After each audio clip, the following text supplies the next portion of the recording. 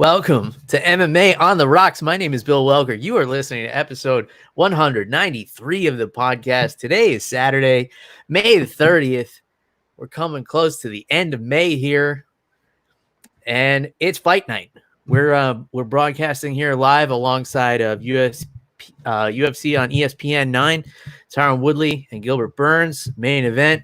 We're gonna give some commentary for the last couple of fights here. We just saw Roosevelt Roberts submit Brock Weaver in a very exciting lightweight fight there, or what was a one-sided lightweight fight because only one of them made weight. Before we get into all of that and all of the fight action, let me introduce my co-host all the way from New Jersey, Jeff, the Animal Wilson. Jeff, what's going on, my man? Bill, I'm feeling good.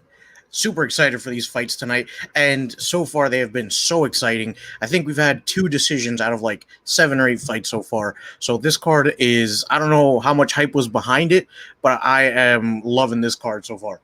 Yeah, man, we got a lot of fun stuff to talk about. Of course, all the prelims were phenomenal. Only 2 decisions, and even those fights were great. Before we get underway with that stuff, I do want to bring something up. And I don't want to dwell on it too much because, there are a lot of opinions floating around about it out there. I'm talking about the absolute tragedy of George Floyd being murdered by a police officer in Minneapolis. No human being should have to be put through that, no matter what they're being arrested for or, what they did. Everybody deserves like a fair trial and to be treated like a human being, and what was done to him was just absolutely disgusting, Jeff. It really upset me to see that footage, especially having trained in grappling for so long and knowing what pressure on the carotid arteries like that could do in terms of short-term and long-term damage. And as we saw, even death. And it doesn't even take 9 minutes. It could take, much less time than that. So it really broke my heart to see that. And, my thoughts are with his family and everything like that. And I know a lot of people are really angry and upset out there, and rightfully so. We're seeing a lot of people protesting and even rioting. Just remember, guys, there's a fine line. Protesting is great. It can be an awesome tool to get your point across, but if it gets to the point where you're putting innocent people at risk and burning down people's businesses, and more people could end up getting hurt, then it becomes counterintuitive. So just be good to each other out there. Try to keep that in mind. You guys know I don't like to get too political on here, but I couldn't go without saying something about this. So I just hope everybody continues to stay safe. It's really an unfortunate incident, and hopefully justice is served here because it took way too long for that police officer to be put into custody. Any thoughts on this one, Jeff, before we get into some fight talks here? Yeah, it's horrible, man. It, like you said, it's an awful tragedy. And, I really feel for George Floyd and his family. And, as to address the whole rioting thing, let's be that difference, man. I'm all for peaceful protests, and I just think that, like you said, man, life is just about having fun, without hurting anybody, and let's just try and spread the love instead of spreading hate, man, because that's the only way you're going to beat hate. You're not going to beat it with more hate. Absolutely. Well said, my friend. I hate to move on from something so serious into, having a good time, but that's why we do these things. Hopefully we can provide a little bit of distraction from all the ugliness that's going on in the world, at least for a couple hours here. So we're going to have a couple of drinks, watch some fights, talk about some fights that already took place. We got another guest that's coming on the line in a little bit. And, we're going to have a good time here.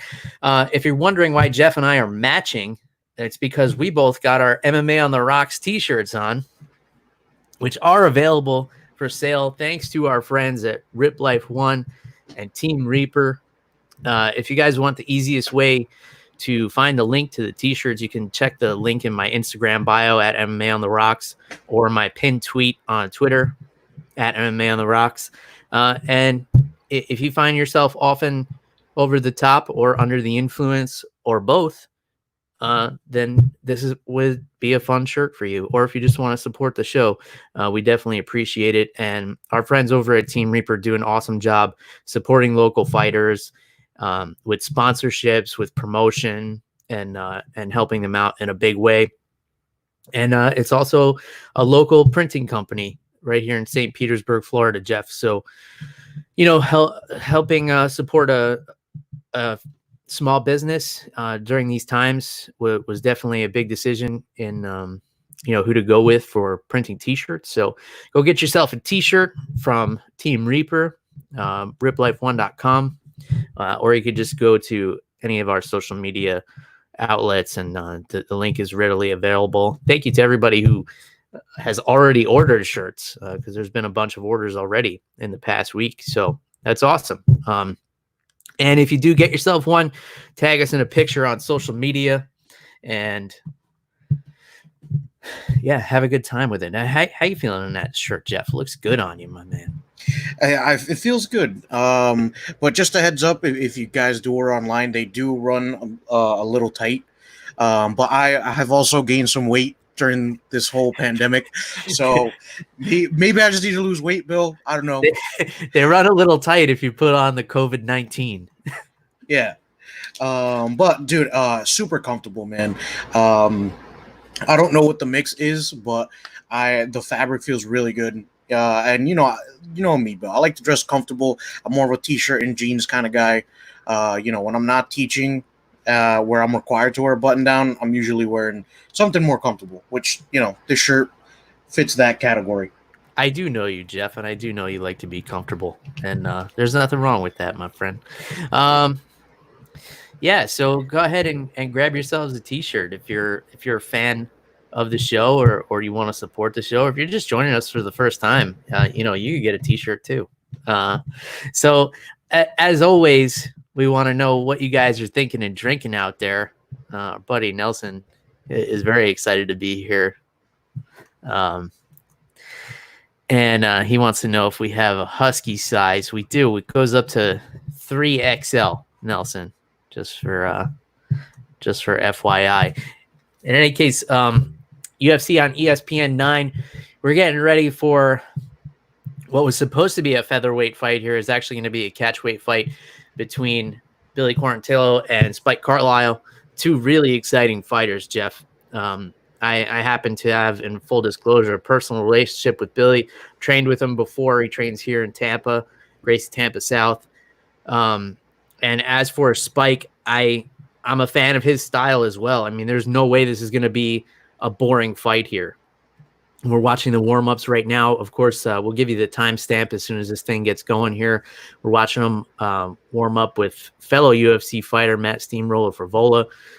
Just two guys, very different styles, but both very exciting styles. Billy is a grinder.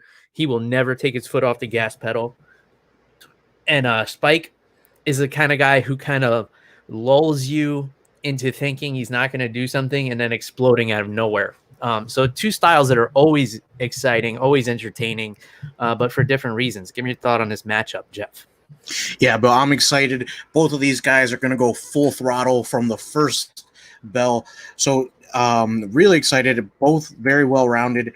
And, as good as Billy Quarantillo is, what's his name?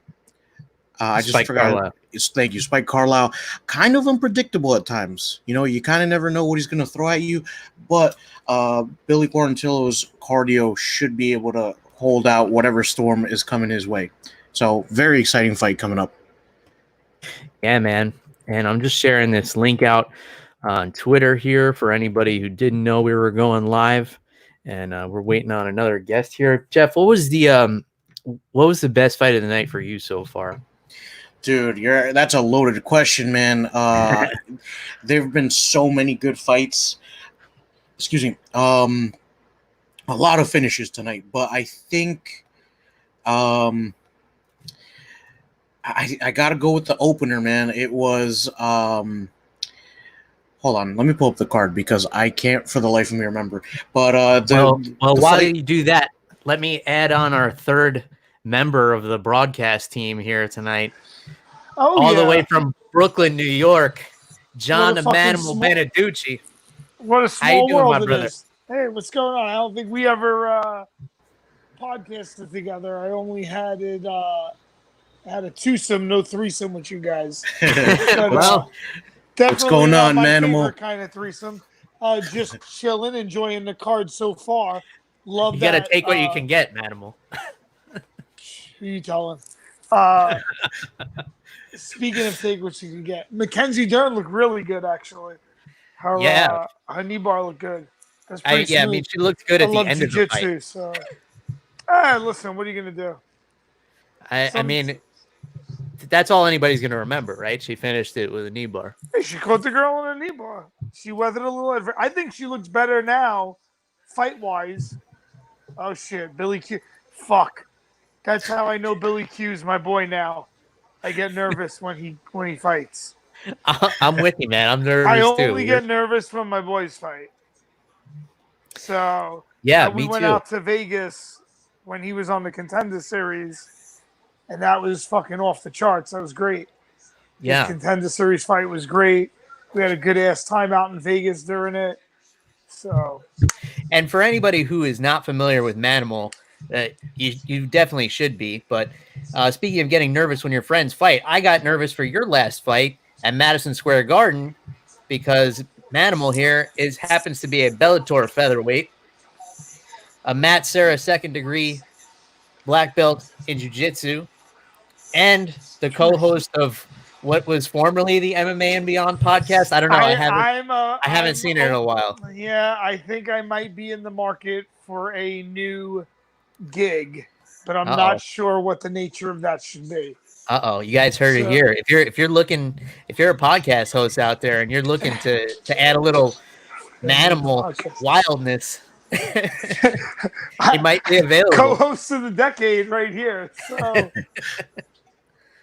or I could do my own thing. I'm trying to toss around what I want to do. So we'll see. I mean, I did like our crew, but I think coronavirus might have killed us. Is that what happened? MMA and Beyond got the coronavirus? I think so. Did you know that podcasts, in fact, can catch it? Wow. I mean, I'm no scientist. I actually think that all this happened so Ray Longo could take a fucking break. That guy was flying around the world with these. If anybody deserves a break, it's Ray Longo. That guy's a legend. Listen, I'm lucky I stood awake for this. Well, it looks like you may not make it to the main event here, buddy.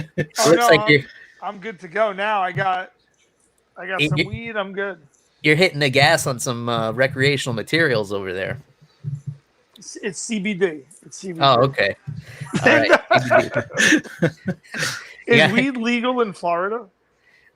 Medicinally, it is. Yes. In Vegas when we went, it's legal recreationally. Yeah, a lot of things are legal in Vegas.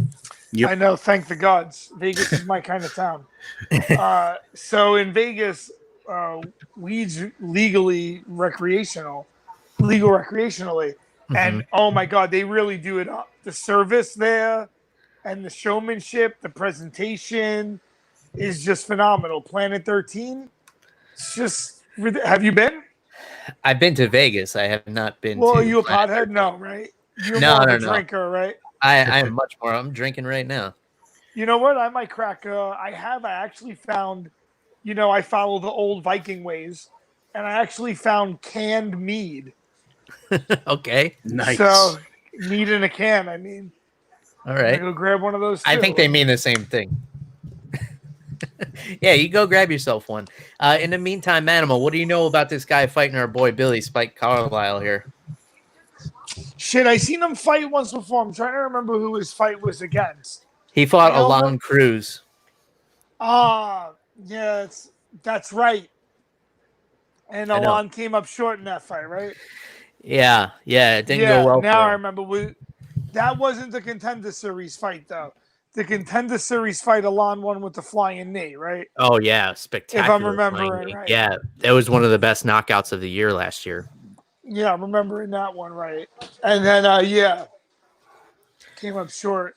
Well, while you grab your canned meat, I'm gonna plug my local brewery here, Crooked Thumb. Comes from right here in Safety Harbor, Florida. One of my favorite spots to go and hang out. Guys, remember, during all this pandemic stuff, support your local breweries. Everybody talks about the small businesses and everything. The Budweisers and the Millers and the Coorses are all going to be fine after this thing. But your local breweries might be struggling. So go pick up a growler, go pick up a 6-pack, tip the bartenders and support everybody. We're about to get underway here. Hold on. Can I just say that this guy just, for some reason, reminds me of like the evil Danny Bonaducci? Like if Danny Bonaducci was like super jacked and juicy and gills. Well, I mean, he is pretty jacked. Have you seen him lately? He's I mean, maybe he's on the sauce. Oh yeah, he had become a total juice head. They did a bunch of reality shows following him around. When the reality screen shows. isn't. No. And I tried here's to our flex boy, on you guys, but Billy Quarantillo. fuck. What did he miss weight? 149.5? No. So this is a catch weight of 150. They agreed to neither it. guy can make weight. No. They agreed to it last week. Oh. So they knew ahead of time it was going to be at 150, and it was because Spike asked for it. For the record, we're about to get underway here. I'll give you guys. We're underway. They're guns blazing already here. So we're at 4 minutes 55 seconds. If you guys want to 15 seconds in. Well, you're a little ahead of us, Manimal. Am I? How? Probably just maybe faster internet or something. So we're at 4 minutes. Billy's going for the armbar. Fuck. Some fast-paced grappling action on the ground here. Yeah. I mean, this is pretty much the fight we expected here. You're about 10 seconds ahead of us, Manimal. Am I? You know what? Time doesn't really exist anyway. So what you're saying is really irrelevant. There you go. I got to get some of whatever you're smoking over there. I need some of that CBD. But Spike's on Billy's back here. This is bad news. All right. Billy's very hard to finish, though. And pretty crafty. Oh, yeah. I personally told this Billy before. And he's a black belt under Matt Arroyo. Yeah, I mean, he had his back taken for a long time in the in his Contender Series fight. You know what? I think I'm going to have to pull our feed up on my computer. Okay. Because my phone's going to wind up dying from this shit. Hold on. Or I can charge my phone. Shit. Ooh, he's going fuck. He's landed some big shots. Hold on, I can't right here. This is not good for Billy Quarantillo right now. Okay, all right. Billy on top. Shit. What a scrambler, right? It's an exciting fight. This is 2 minutes of really fast-paced grappling here. Yeah, I'm exhausted just watching the first 2 minutes of this. I can't imagine what my first 2 minutes back in the gym are going to look like. Yeah, it's not going to look like this. I can guarantee that. My first day back in the gym is going to be a much slower pace.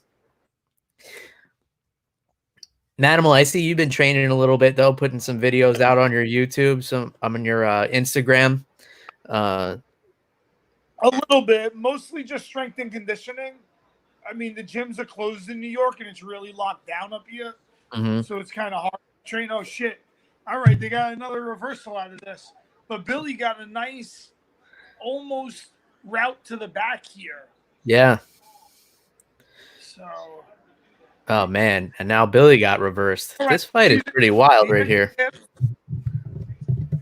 Nice up kicks. There's good opportunities to Billy here. He's good. He has a good ground game. Oh, looking for some rubber guard action. I like that. I haven't seen that in a minute. Yeah. Rubber guard is not something you see very often, but I guess Billy's got some flexible hips.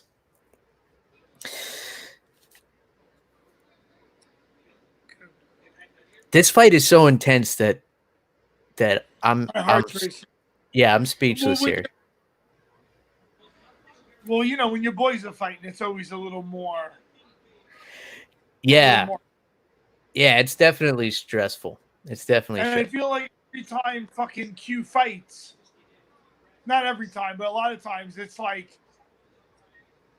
there's adversity in the fight. Yeah, the first round tends to not go his way. That's just kind of the way Billy fights. He lets you have that first one and lets you think you're in the fight, and then he puts the pace on you. That's just so hard to. Oh, he tried to go for a knee bar there, and he wound up pulling Spike right on top of him. To Billy's credit, Carlisle's missing a lot of these shots. Yeah, Billy's hard to hit, but at the same time, he gets hit a lot. It's hard to explain. It's hard, but like it somehow happens. But he can usually walk through a lot. I mean, his defense. I was saying last week that Spike's best chance would be to finish Billy in the first round, because after that is when a lot of people have a really hard time keeping up with Billy's pace. Yeah, that's what I'm wondering too, is how Spike Carlisle is going to be breathing after this round, because he's putting in a lot of work, dude. Especially considering that Spike was the one who asked for the catch weight. The round wasn't over. The fucking Billy Q's credit. You see what just happened there? Oh. Yeah, Spike got up and started walking away. I don't have the sound on, Spike. Yeah, I have it on mute. I didn't even notice that. I couldn't hear the bell. Wow, what a round. My heart's racing. I need a little the round more. Wasn't over. Hey. I like that Billy did that. That's fair game then. Over, dude. There was no buzzer. Never turn your back on Billy Q. That's what he said right there. You'll catch one right upside the ear. Damn, there was no buzzer. Ooh, yeah. All right. That was an intense fight to kick off the show with. First one of this. We call them brawl crawls here in Manimal. We don't call them fight companions. We do. It's like a bar crawl, but with fights. Jeff, give me your thoughts on that first round right there. Oh, they're gonna show this. Look. Yeah, it was a good round for Spike Carlisle, but like I said, I don't know how easy he's going to be breathing, and I actually have it on mute, so I didn't even hear that the bell hadn't gone off, dude. Yeah, I don't know what Spike heard that made him stop, but even the referee was like, he was like, "Dude, turn around." But you can't fault Billy for taking advantage of that situation. Oh, here we go. Another great scramble. Billy's going to take the back here. Yeah, Billy Quarantillo's good at creating chaos and then making order out of that chaos. That's a great way to describe Billy's style. That's just how he thrives.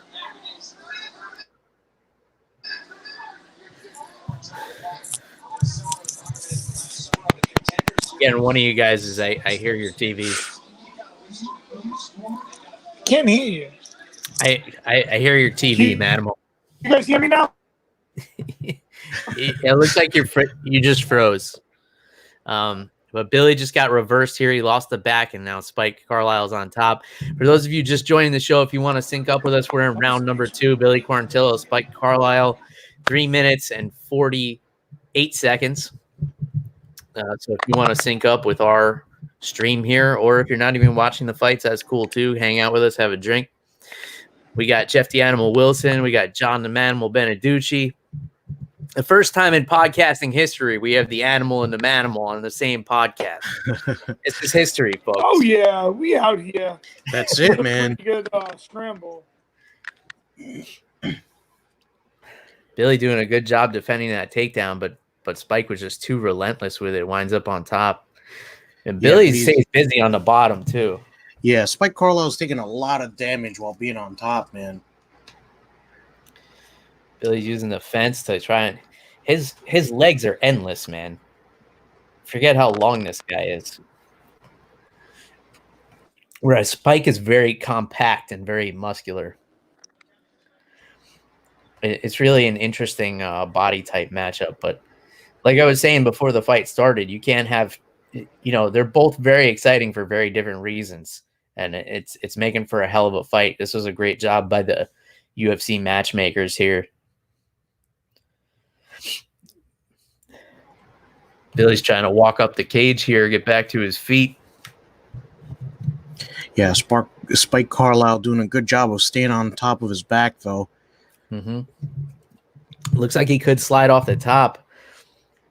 Yeah, I don't know how well he has those hooks secured. He doesn't have the hooks, but he was able to pull himself back down by pulling Billy's arms forward. That was actually a pretty slick move. It's something that's actually really hard to do once you're slipping off the top, especially if you're sweaty.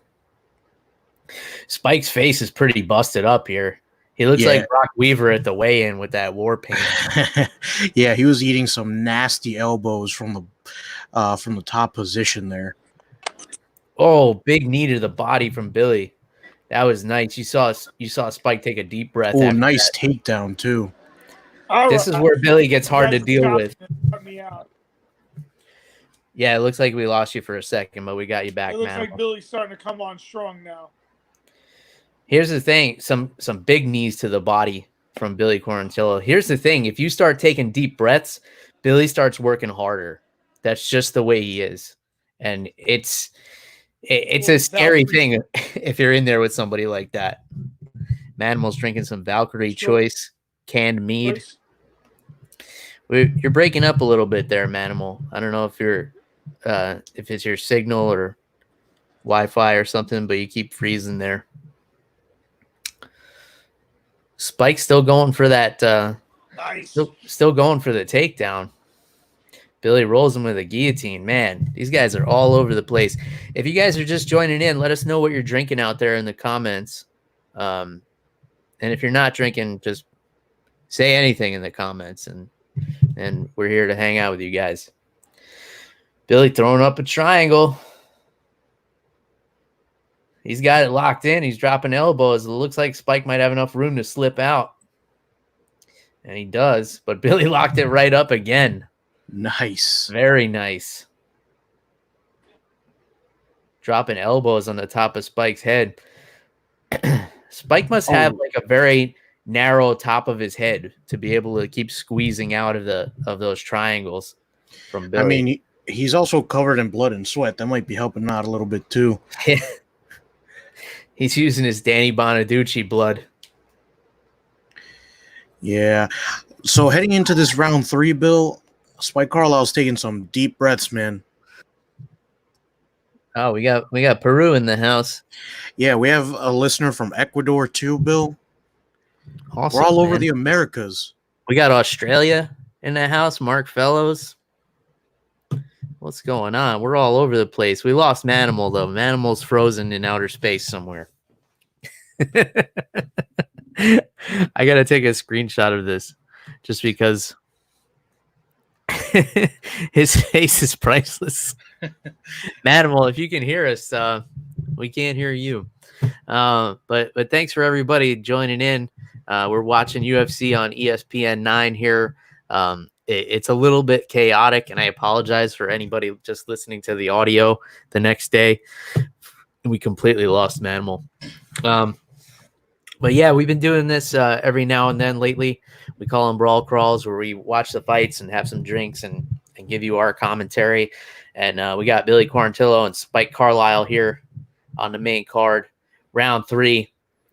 Spike taking some big, deep breaths, and Billy comes right after him. But Spike goes right for a body lock and drags Billy down to the ground. Man, this fight is a ridiculous pace. If you've ever done any kind of grappling or anything, you know that what these guys are doing is beyond what 99% of human beings can do. Yeah, Bill, this is like watching an episode of Dragon Ball Z, man. The high pace, the intensity, it's been great, and it's been going on for 2 rounds. You know, credit to Spike Carlisle's cardio, man. We already knew Billy Quarantillo had cardio, but Carlisle's, keeping the pace with him. Yeah, especially after those big body shots he took in the second round and the big deep breaths he was taking at the beginning of the third round. There's no quit in Spike Carlisle as he's on Billy's back again and slides over the top again and somehow maintains it. And Billy turns into him. Damn it. This is a fucking fight, Jeff. Yeah, man. And it looks like we got Manimal back. Try this one more time. I put it on my computer. I think now I look all right. Yeah. All right. My phone was choppy. You look phenomenal. Fuck, thank you. Billy's really turning it up this round. How old are you now, Manimal? 27, 28? 39. Getting there. I think the universe may have wanted me to chill a little bit so I could have a longer career. Oh, Billy's got a choke locked in here, but he's getting rolled. He went for the triangle twice before, too. Yeah. This is a good guard, so I don't mind seeing him here. He looks good on his back. What do you think of this pace, Manimal? I don't know how I feel about you saying he looks good on his back. Look, he's looking for that triangle again. Oh, yeah, man. That's his go-to. Yeah, that's his bread and butter. He had that nice triangle his last fight. He's one of those long-legged guys. Look, he's there again. He should if he could switch that to the omoplata, he'd be deadly with it. Triangle omoplata, if he worked those back and forth, although it is very difficult in the fight because these dudes are sweaty. It almost looked like he heard you because he went for the omoplata there, but he just didn't have the angle there. Yeah, I mean, it's hard to astral project there right now. That's the first time I've ever seen Billy Quarantillo take a big, deep breath in a fight. This dude got an insane pace, too. Oh, yeah. They both do. Gingers don't really get tired. Is that a thing? Yeah, gingers don't tire. I've never... they just operate really well in shitty positions. They were just I've never heard either of these stereotypes about redheads, I gotta say. No? What about that redheads are crazy? No, crazy redheads? Well, yeah. That's, everybody knows that. Crazy, no soul. Those soul, are well, yeah. How can you get tired if you don't have a soul? That's, I never really thought about it like that. It's like you're undead. Like, do zombies get tired? They don't sleep. They just keep going. So, are you saying that redheads are like zombies? I mean, he's looking very zombified right now. I fucking hope Q finishes him, though. I think he might be down 2 rounds. It's hard to say. Those first 2 rounds were really close. I was too excited to really score them. It was really back and forth. Listen, I will offer you some, but you don't have the technology for me to pass it through the screen.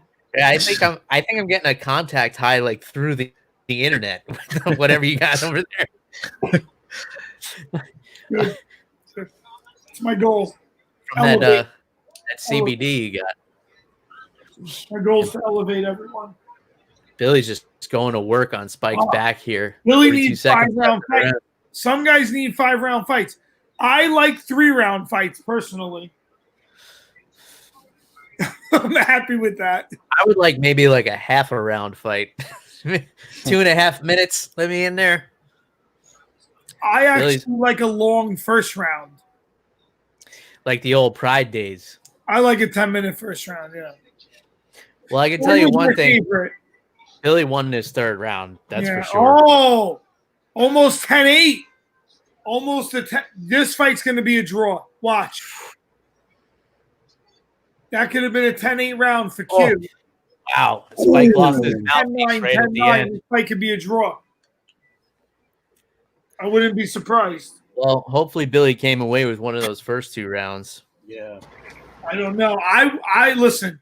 I gave him all 3 rounds personally because that's my boy. So, yeah, I don't want to comment on the scoring here because I would probably give him all 3 too. But I know I'm biased. I have to go back and watch it like with a more analytical eye. I'm just watching it as a beer drinking fan right now. Mark, all the way in Australia, wants to know if it's too early for whiskey because it's only 12:16 p.m. You crack that whiskey, Mark, and you have a drink with us right now. And again, his question is flawed. Time. What is time? You fucking woke up, you want to drink. That's what time is. Yeah, it's time for a drink. You listen to Manimal. Time, buddy. You go for it. What do you have a struggle with your conscience there? If that's what you want to do. Mark, you just heard it from a Bellator featherweight right there. You better crack that The whiskey. most entertaining. Not entertaining as far as fighting, but entertaining from the time I signed the contract till today. Speaking of Manimal, do you have any word on like when Bellator might be coming back with some fights, like how UFC is doing? They were saying down south in July. Mm-hmm. Like they might try to do some in the states that are favorable. Hmm. And have you been contacted to appear on anything down in the States? States? They want me at middleweight. Fair enough. So you're not going to see 145 pounds by July? Yes. Unanimous decision for Billy. Oh, thank the gods. Nice. That's good. What a fight. See, I gave him all 3 rounds. Some judge did too. Yeah, seems that way. Gave him all 3 rounds also, or gave him a round and a 10-8 round. Phenomenal fight. I tell you what, Spike Carlisle's stock does not go down. My manager just texted me, and he's like, that looked like a steamroller fight. I was like, it's funny. They are besties, right? Well, they did walk into Gracie Tampa South on the exact same day, just by coincidence. Just by coincidence. That's crazy. Mm-hmm. When that happens, it's just, I mean, tell me the universe doesn't have a plan, and I'll call you a fucking liar. I don't know. It looks weird. You have to have a concept of time to make a plan? No, not really. It's just an event. So the plan doesn't... It occupies its own space and time together. So a plan doesn't include a when. It just includes a what. No. But you're not thinking about time the right way. This is going to get too esoteric soon. But you just said time doesn't... Yeah, you're right. It's going to get too esoteric. You're gonna have to explain this to me another time. Yeah, let's table this discussion about the nature of time for another time. My manager thinks just like me about fights. He had a draw. He thought it was going to be a draw too. I mean, I wouldn't have been surprised. I wouldn't have been surprised. Look at Billy Q. Kid's a stud. What a stud. I know, right? 30 years old. He looks 17. I mean, you know what? I hate to bring it back to myself, but I want to. Do you hate to do that? I think I'm looking younger myself. Go look at, if you look at my Instagram when I used to run my gym, I swear to God, I look like I was 90. I've seen it. Let's get a little plug for your Instagram while we're at it here. Guys, you can check me out at Manimal John. If you don't follow me, you don't even know where you are. You don't even know what time it is. I told her what time it was. Well, first of all, I'm going to just leave you with this thought. Time only makes sense in the very, very remote part of the universe you occupy. What are you basing time on? How long it takes for our solar system to function is what you call how you measure your time. But that's only in our solar system. It takes the sun a long time to go, let's say, around the galaxy. And it takes galaxies along whatever you would call time. So the way you measure time is flawed anyway. It's only based on your observation of a moon that only we have. Our circular pattern around the Earth at this particular time in time, right? So the way you measure time anyway is all wrong. I got so distracted by you holding up that grill lighter right there. I feel like you're about to go spark up some charcoals, but I know you're not. So Manimal, are you saying that time is not linear the way we understand it? Exactly. See, there you go, Bill. So, Manimal, maybe you're like Benjamin Button. Maybe that's why you looked like 90 when you were younger. Maybe you're getting younger as our time goes on. Or I'll just be the appropriate manimal when I need to do the thing I need to do. However that looks. All right. Well, maybe it'll look like you at middleweight fighting Dylan Dennis. Fuck, I'd love to. I don't know why. I know he's. You know what's funny? So, Bellator had wanted me to fight someone that is like more of a striker, and they would have wanted me to do it at like 160. Mm-hmm. I felt best at 45. Right? I mean, I'm 4 feet tall on a good day with high heels on. I'm very stocky. I'm like, I don't like to say fire hydrant, but I'm very fire hydrant-esque. Yes, I can agree with that. Yeah, I'm thick. You and I have a very similar build. Yeah, you're stocky too. You're stocky. So, yeah, so 145, I can make up for any reach disadvantage with my strength disadvantage. To go up to a higher weight class, I would want it to be an opponent that was more of a grappler, let's say, or a guy that I saw flaws in his game. And yeah, even though Dennis is like a fat fuck, he's big, I still think it'd be a great fight because he's more of a grappler. I would just go in at my walking weight, just where I walk around at, just roll up in there like once, what's the lightest he can make? But Bellator got kind of upset at me. They were like, you don't want to fight this other dude at 160, but you would fight Dennis at 70. I was like, yeah, because fuck him. He's more like a knockout puncher. Like if you're faced with two opponents, one guy who could potentially like knock you out, and one guy who might submit you, but you're also a really good black belt. You're really good at the thing he's good at. He's just bigger. I mean, yeah, okay, so what? He'll submit me? All right, I hope not, but I'll take that chance. Yeah. And I also believe I could catch him. I do, or otherwise I wouldn't want that. I wouldn't want it. Right? Of course I believe that. That's why I like it. Well, you kind of have to. I mean, you wouldn't be getting in there if you didn't think you had a chance to win. Or like you thought you were. They wanted me to fight too, but I understand why it's not a good matchup. Well, if that's what you want, brother, I want to see him. Imaginov, Molotov, Blagoy Ivanov. I like him. He's gritty. Yeah, he's underrated, I think, because he's had a couple of close decisions and all. He hasn't had any finishes in the UFC yet, but man, that guy can take a fucking punch. Who's this guy he's fighting? I don't know much about him. Augusto Sakai. So he's a Contender Series guy. Big knockout power. Young for a heavyweight, 27, 28 years old, which is that's like preschool for a UFC heavyweight. Well, I tell you what, in most power-oriented sports, it does take the heavyweight athlete a little longer to develop. So I used to have a CrossFit gym, and we used to do a lot of weightlifting and strongman. And the bigger athlete would tend to be older. It took them more time to develop, more time to put on power, muscle, grow into his frame. I mean, it just took more time. Yeah, for sure. We've seen a lot of guys have success later in life at the heavyweight. At the higher weight, yeah. Yeah.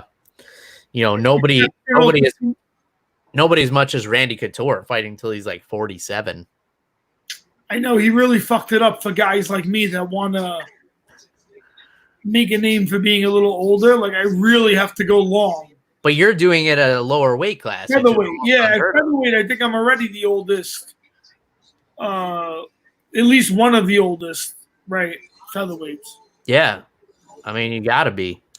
Yeah, just by the nature of having to cut the weight and shit. Yeah. Yeah, for sure. Yeah, the bigger guys definitely tend to. You don't have to cut any weight then. Yeah, the weight cutting and just also like they can rely on that power. They always say power is the last thing to go. Power is the last thing to go. That's the truth, right? Yeah, I believe George so. Foreman could knock out almost anybody right now. Yeah, I mean, have you seen Tyson lately? Oh, I know, right? Tyson at 53. He's looks Bare like knuckle offered him 20 mil, and I think they're telling the truth. They'll give him 20 mil. They'll find the money. maybe. Wanted to Yeah. do. I mean, I hope they can make that happen for their sake. Who they want? I'd like to see it versus Shannon Briggs. Especially that would because be awesome. especially because I happen to be credentialed media. Holyfield might kick his ass still. Yeah, it's just never going to be a good matchup for him. But yeah, I think in actual boxing, like Queensberry rules, Shannon Briggs and Mike Tyson would be a good fight to make right now. I would I think love to see that actually. Yeah, I mean they're both older. The only problem is, can an athletic commission clear them? Yeah. Oh, there are ways. Yeah. Who says? There are ways. Go to Florida. Oh yeah, Go to fucking Florida. They'll do anything down there. Come on in. What do you... Were you born in Florida? Oh man, I'm a New Yorker through and through. Jeff, were you born in Florida? No, I live in Jersey, man. I just go to Florida to visit Bill. Oh, all right. Because that's good. Because if you're born in Florida, you automatically go to hell. You guys need You see, you get it. Nobody. Jeff trains with Alan Teo. What? Jeff trains with Alan Teo in Fort Lee. Oh, all right. Dude, Alan Teo, you're taking me way fucking back because I used to train with him at Henzo's in the early 2000s. Oh, nice. I don't know if you remember me. I was a white belt. He was a purple belt. Oh, dude, I'm going to have to ask him times. I think then I wasn't Manimal. I might have just been Crazy John. Well, you'll always be that. But we got to link you guys up. Manimal, you got to make a trip. So yeah, Alan was actually like a good competitive when I first started training. So he's like first generation almost. Yeah. So when I first started training, yeah, he might have been, I think he just got his purple belt. Maybe he was a blue belt when I just started. But like when I was training consistently back in the day in the early 2000s, 2000, 2001, I think he got his purple belt and he was doing and winning like all those grapplers quests and Nagas. Yeah. He had a great arm bar. Man, I watched so many of his matches. He almost went to Abu Dhabi, but he ran into Eddie Bravo the year Eddie Bravo won it. I remember those matches. It was a good match. Yeah, he were a great style, great old school style. Man, taking me back, blast from the past. Alan Teo was my first instructor in a gi. So I had trained like almost 2 years no gi, and then I went and found Alan's gym when I moved to New Jersey, and he really helped me a lot with my fundamental jiu-jitsu. He remembers me. Yeah. Well, there's only one way to find out, Manimal. You got to make your way up to Fort Lee and go train with the animal, Manimal and the animal, rolling around on the mats. Motherfuckers got to be careful what they wish for, because they look like a teddy bear, but it's like the bear in the zoo.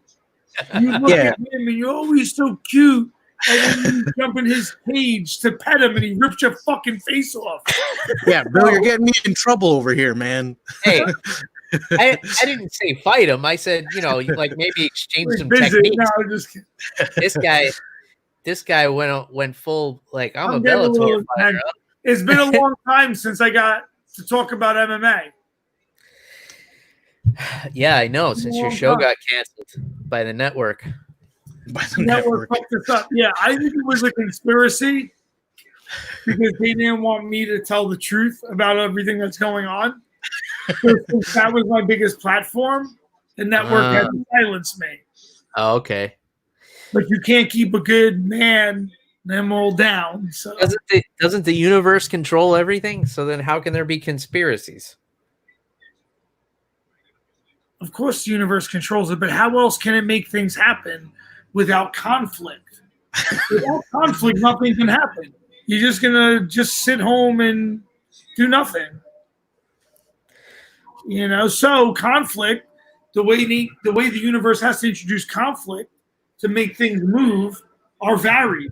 So MMA and Beyond getting canceled could lead me to a show that then takes off in a different way, and someone who heard that could have liked that and liked me.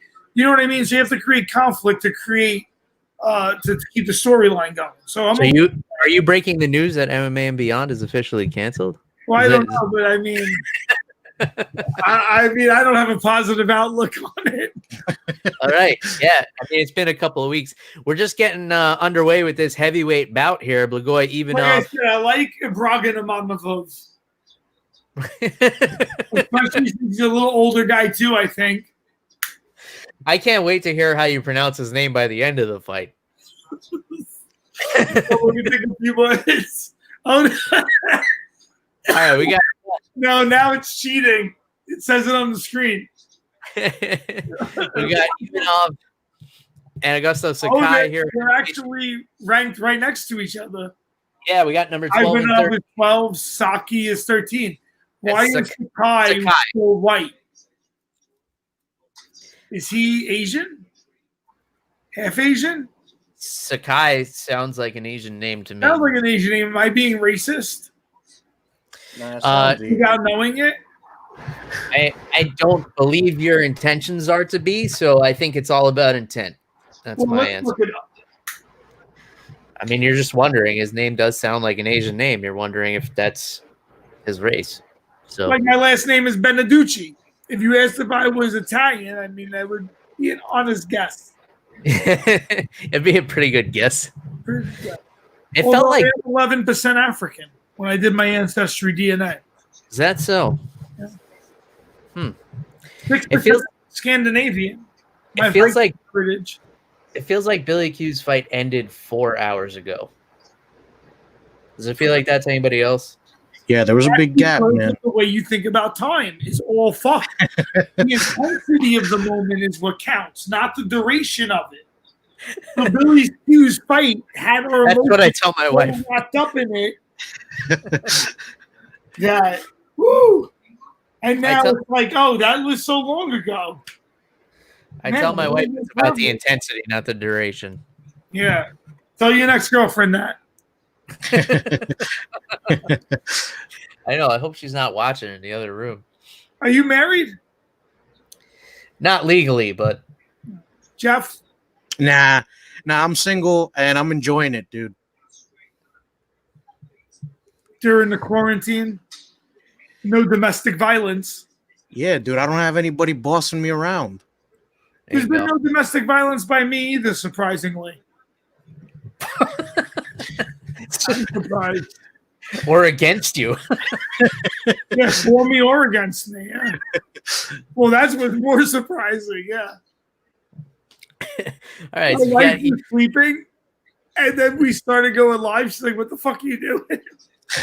It's so loud. Maybe we'll catch some of that domestic violence here on the show, here on MMA on the Rocks. My wife is from a time where you didn't get your shit on camera. Smart. Is your wife Italian as well? No, she's a Brooklyn Jew, but that's the same. Yeah, basically. No, it's funny because everyone thinks I'm Jewish. I don't know if it's my nice beard. Really? I am from Brooklyn, but no. Maybe if you grew the beard out a little longer. Oh, I had it thick, and I guess it's a little too rabbi-esque. It seems like the pace of this fight is much slower than the last fight we saw. I think we got in comparison to a Billy Q fight, and that other dude Billy Q fought. Who is it? Whatever. It's Danny Bonaducci over there. Spike Carlisle. Mike Carlisle. Spike Bonaducci. All right. Let's go with that. Has fucking a great gas tank himself. Yeah. Yeah, he didn't lose any stock. And Um, jacked. He's fucking jacked. He is. He's Yeah, for a pale guy, he didn't even get a tan, and he looks that jacked. I know. If he was tan a little bit, he would be fucking yoked. He's more pale than I am, and I have never had muscle definition, even in the peak of my athletic career. Oh, in any case, these heavyweights are just exchanging hands. It's pretty much a straight boxing match in MMA gloves. Oh, there was a leg kick. It was a high kick. Kind of. It was kind of a high kick. Kind of a high kick. It had the intention of a high kick. So. Anybody out there who is listening and wants to Google what? Is anyone listening? Do we know? Oh yeah, we've got a bunch of people in here. Anybody who wants to Google what Sakai's ethnicity is, please let us know. Yeah, look it up. I don't know why Ivanov, to me, always looks like super fucking worried. Well, like someone's gonna show up and be like, "You owe child support." Oh man! All right, not where I thought you were gonna go with that, but I'm glad you did. All right, so that was the end of round one. Blagoy Ivanov and Augusto Sakai. If we had any viewers, they're gone now. But if anybody can tell us Sakai's ethnicity in the comments, we'd appreciate it. All right, we got it. Mark Fellows looked it up. He's Japanese and Brazilian. Japanese and Brazilian. That's a deadly combination right there. Machida. Is Machida Japanese also? Yeah. Oh, Pretty all sure. right. I'm pretty sure his father's Japanese because we hung out with him once, and the father's like my height and like a super old school Japanese. Really? Yeah. Did you see him or his father drink their own urine? No, I didn't. All right. Are you a believer in that? They were drinking their urine at that time. I know you're big into holistic medicine. You believe in drinking your own urine? There's a time and a place for everything, and that time and place is not all the time. But so there are some benefits to it. Are there? There are. Yeah, there are. Are there benefits that you can't get from drinking like watermelon juice or like coconut water? Okay, so apparently your urine has uric acid in it, which has some benefits. But apparently urine is also sterile, especially your own for you. So there's no harmful effect from doing it. That's what Rip Torn said in Dodgeball. Oh, really? So, I mean, there's a time and a place where it might be feasible to do it. I personally don't, but I'm not really going to judge someone if you do it to excess. There's a lot of issues that can come along with it. Oh, this is a judgment-free zone. We're not judging anybody. There's a lot of issues that can come along with it. Also, if you do it to excess. As with any, yeah. So, he wasn't at. I never seen that happen, but I'm not averse to it. I think there would be a situation where you might need to do it. So if he just filled up a cup right in front of you and starts chugging his own piss, you just like talk to him like nothing was happening? I don't give a fuck. Not really. Jeff, what's your take on this? I mean, listen. We just lost everybody. Yeah, I don't know, dude. I was watching the fight. Ivanov is throwing a nice straight lefts. I mean, I'd have to be in like one of those survival situations to do it. But you know, I forgot who said this. Bill, you might have told me this. That don't you like lose a lot of stuff that you pee out, like that stuff that your body's not absorbing or whatever? Mm-hmm. Yeah, but then just like drink more of whatever you were drinking in the first place. Second chance to reabsorb it. Yeah, there you go. I guess. That's why, like, I'm using good head control, like using his head well here. yeah. He has a nice on the hook position. I actually think he should wrestle more. Well, according to our buddy Mark Ooh, in Australia, he was born in Curitiba. So he's got to have some grappling, although he is a knockout born artist. in Brazil. Yeah, he was born in Brazil. It actually gives you some grappling skill, I think. I think it's like and a little shadiness. I think you're born a purple belt if you're born in Brazil. I think that's just the way. Well, that gets to be a little prejudice there. Oh, is it? A little bit. A little. I used to train with Rodrigo Gracie when I first started. Matt Serra and Rodrigo Gracie had a school together. In Valley Stream, Long Island. And then they also always taught back and forth at Henzo's too. Mm-hmm. So yeah, Rodrigo, out of his mind, dude. So funny. Instead of buying crash pads, he bought a Terminator arcade game. Nice. He was like, man, do you want $700 crash pads? I was like, yeah, we should have them in the school. We got a wrestling class. We had Jay Haran doing wrestling. He's like, nah, fuck it, right? Okay. I go in. He has the Terminator 3 arcade game. Or Terminator 2, whatever it was. Yeah, the T2000, right? And he's like, man, I got a great deal. It was only $3,000. I was like, damn, why do we have pinball machines? Hey, so who was the first person to get thrown into the pinball machine? No, I mean, we played it a lot. That pinball machine stood pretty good. We could have put heavy bags back there. But then we got a Spider-Man pinball machine, too. We really like video games. Did this gym make money? Somehow we had, in 2003, we had 70 students somehow. Crazy. That's pretty good. All right, so it looked back in the day, and then Lindbergh, he was doing all right. Evanoff wound up on top for the latter part of that round, and then Sakai wound up getting up right at the end of the round. Tell me his name right now, because I know it's not on the screen. Tell me his name, Animal. Ivanov. See, I got it. Ivanov. I got it. That is it, right? Yeah, that's it. That's close enough. We'll take it. Rachmaninoff. So Blagoy Rachmaninoff. If you guys are just joining us, we're watching UFC on ESPN 9.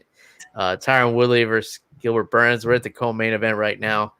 Blagoy Ivanov, Augusto Sakai. We got Jeff the Animal Wilson. We got John the Manimal Beneducci. We're just giving our under the influence, over the top and under the influence commentary. Speaking of which, if you guys want to get a hold of a MMA on the Rocks t-shirt, you can do so. Click the link on my Instagram or the pinned tweet on my Twitter and go ahead and order yourself an over the top, under the influence Twitter t-shirt. I got distracted because I saw Ivanov landing a nasty back fist right there. I tell you what, his straight left has been great too, Ivanov. These are just Ivanov's kind of fights. Straight left. If anything, I think Sakai should be pushing the grappling. Yeah. Well, we've seen, Ivanov has been the only one on top in a grappling exchange here. That's true. But this is just Ivanov's kind of fight. I hit you, you hit me, and they go back and forth, rock'em sock'em robot style. And that's the way he operates. That's the way he fights. And it's won him some, it's lost him some. Ooh, that was a good little evasion. I like that. From the kick. If you guys are just joining us and you want to sync up, we're in round 3. Blagoy Ivanov, Augusto Sakai, 4 minutes, 9 seconds. Oh, you're 10 seconds behind me. That's right. Yeah, we established that 40 minutes ago. That was a long period ago. But it only felt like that to you, Manimal. So long. Yeah. Was that before the Billy Q fight? Way before. Yeah. Yeah, that Alejandro Billy wants to Q fight know happening right now somewhere. Alejandro wants to know What a if great Woodley fight. got won. The Yeah, fight is dude. still going. Yeah, that Billy Q fight felt like it was like 5 minutes, dude. They were just flying at each other. The pace, crazy pace. We've Yeah, had a dude. lot of discussion about time and space and the universe and Sorry, I'm high as a kite. are you? I hadn't I'm noticed. in outer space. I'm talking to you about outer space because that's where I'm at. I'm just telling you what's around me. All right. Well, let us know what's going on out there. You don't want to know. Space Well, is dangerous. well, here on Earth, I finished my beer and I poured myself a scotch, like a really I finished it actually. well. Hold on, there's a word of wisdom on here. What is it? So these mead cans have a quote from the Havamal, Odin's text of Proverbs. Uh-huh.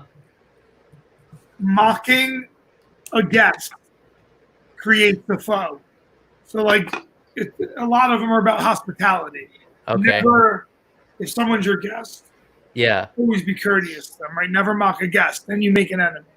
Just simple. They just have simple quotes. So are you trying to tell me something about me breaking your balls on my podcast?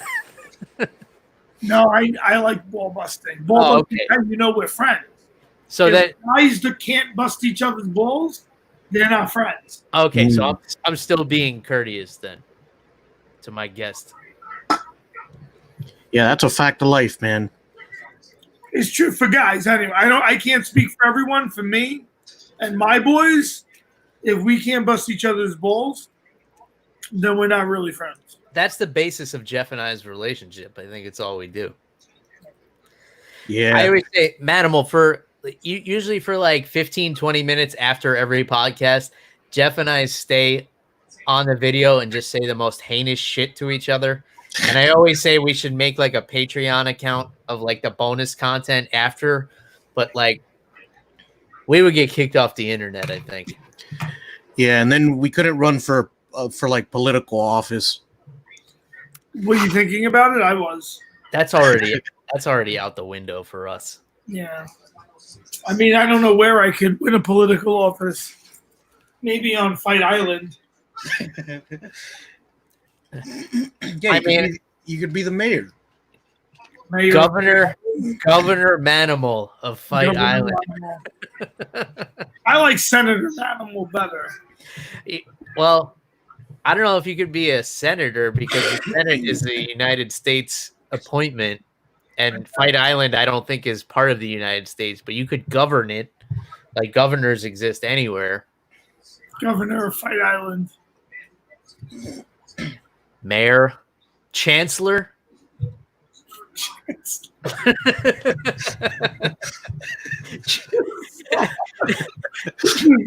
The Duke of Fight Island. We have a feudal system here. He's the king. You're the Duke. I like Chancellor Manimal. Chancellor Manimal, what do you think we should do about the coronavirus in Fight Island? Fuck them. I say we give them coronavirus and then see how they fight.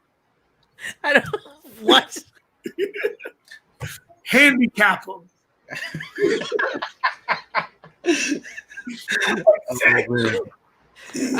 Before we get them all drunk, see how you perform. Then the next week, we get them high, and we do that every week. Give them a different handicap. I don't think there would be anybody left. You know what I always think is legitimately crazy, though? You ever go back recently?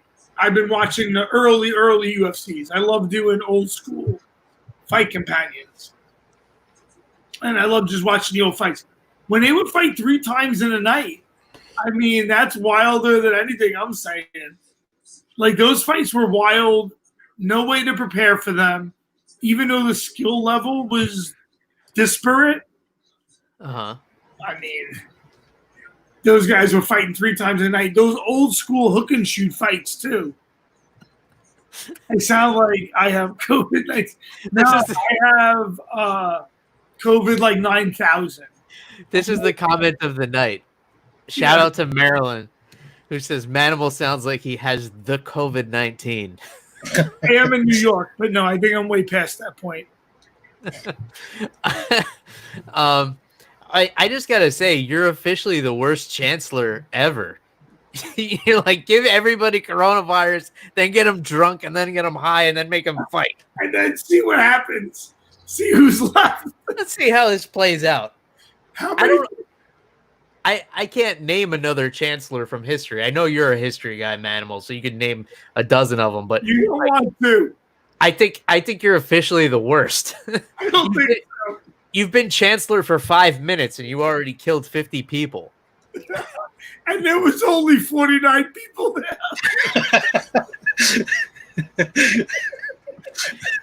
And one of them was a ginger. So they don't die. They're already undead. Hold on. Oh, well, shout out to Marilyn Sechin. I hope I'm pronouncing your name. Thanks, Marilyn. Marilyn, I hope you know I do this all in the interest of comedy. If people who are just joining, Manimal, where can they find more of your comedy out on the internet here? Guys, at Manimal John, I actually slacked a little bit last week, but you know what? Maybe I didn't slack. Maybe I was just working underground. Or maybe last week is just a figment of your imagination. I mean, I might not even be here right now. So Well, I will say, first of all, follow me at Manimal John, all 5 viewers. And then I do like that they're doing this in the Apex Center. mm-hmm. It looks preposterous in a 15,000-seat arena. Like at the Apex Center with the way they do the interviews, it looks a little smoother. It looks a lot cleaner, and then they got nice warm-up spaces for everybody because they can go. They have a big old space. While we were talking about chancellors, Augusto Sakai came away with the decision victory there for the record. Split decision. Yeah, I mean, I'm okay with it. He was pushing the action. He was pressuring a little bit more. He was pushing Ivanov up against the cage. Ivanov did have that nice single leg in the second round and finished on top. I would probably give the second round to him. 1 and 3, flip a coin. Do you think they really like this also? Did they have him separate to interview him? Yeah, I mean, I guess it's better. It's safer than DC getting in the cage and putting his arm around the guy. But I just hope they're sanitizing that headset after every. What does it matter if they're all tested anyway? That's true. But I don't want to be wearing somebody else's sweat. I don't think. Just mean, take that's like a whole a Clorox different wipe, story. man, and just Listen, wipe if it you down. do jiu-jitsu, I mean, I feel like I'm accustomed to so much man sweat. Oh yeah, that's true. There's so much sweat on me. That's true. All right, Mark. Prediction from Mark. Yeah, let's start with you, Manimal. What do you got? Who you got in the main event? Fuck, I've been tossing this around in my head all day. And I'd like to see Burns by submission. I love jiu-jitsu. So that's what you'd like to see. Is that also your prediction? For some reason, I have a feeling Woodley's going to take it, but I'd like to see Burns take it. I'd like to see Burns get a submission. Jeff, what do you got here? Oh, dude, that's a tough call, man. I like Gilbert Burns too, man. He's just always game for everybody. But I'm with Manimal on this one. I can see Woodley winning this one, but I do want Burns to win. Yeah, it's hard not to root for Gilbert Burns, right? Because he's just such a game competitor. He'll step up and do anything. Name the rule set, and Gilbert Burns is there. He shows up. On paper, Tyron Woodley is better everywhere except for the jiu-jitsu. He's got the more powerful strikes. He's got the cleaner boxing. He's got the better wrestling. Gilbert Burns is world-class on the ground. But what it's going to come down to, I think, is who's the hungrier fighter, who wants this more. does Tyron Woodley want to get back to that title more, or does Gilbert Burns want to get to it for the first time more? And I'm leaning towards the latter. I don't see how Gilbert wins because his biggest advantage is on the ground, and good luck taking Tyron Woodley down. I drop him. He could. Yeah, he's got some wild striking. He doesn't care to throw some unorthodox strikes because he's not worried about getting taken down. Yeah. I mean, as far as the X factor of headspace goes, I would have to lean towards Gilbert as far as what we've seen lately, because the last time we saw Tyron Woodley, he just wasn't in it mentally, and admitted as much himself. So Mark also wants to know, did Woodley look smaller or skinnier to you? I did think he looked pretty lean at the weigh-ins. Usually even at the weigh-ins, he looks a little bit thicker. He probably wasn't able to train as much. Like, he might be a guy who's naturally skinny, he has a fast metabolism. So if he can't work out, he might get smaller instead of most guys who, I know me, I get bigger, not smaller if I'm not training, but some guys do lose muscle mass. I think you're in good company, Manimal. I think yeah, I wish I had that problem. We all put on the COVID-19. Number one. I didn't realize he was still ranked 1. Yeah, I was surprised at that too. Because I thought he was beefing with Dana White, so I would have thought that they lowered his ranking a little bit. I don't think Dana really cares what the rankings say, or has a say in them. Manimal, yeah. I got a question for you. What do you think of the smaller cage? Do you think it gives any advantages to anybody or any particular style? What do you think? I always believe that the smaller space always favors the grappler. It's always been my belief. You fight a guy in a small cage, he goes to get away from you, boom, I'm on top of you. So I think the small cage does favor the grappler. Funny enough, that's a 25-foot. Then the 30-foot's the bigger cage. But they use both at the UFCs. They bring out the 25-foot cage a lot of times, especially for fight nights.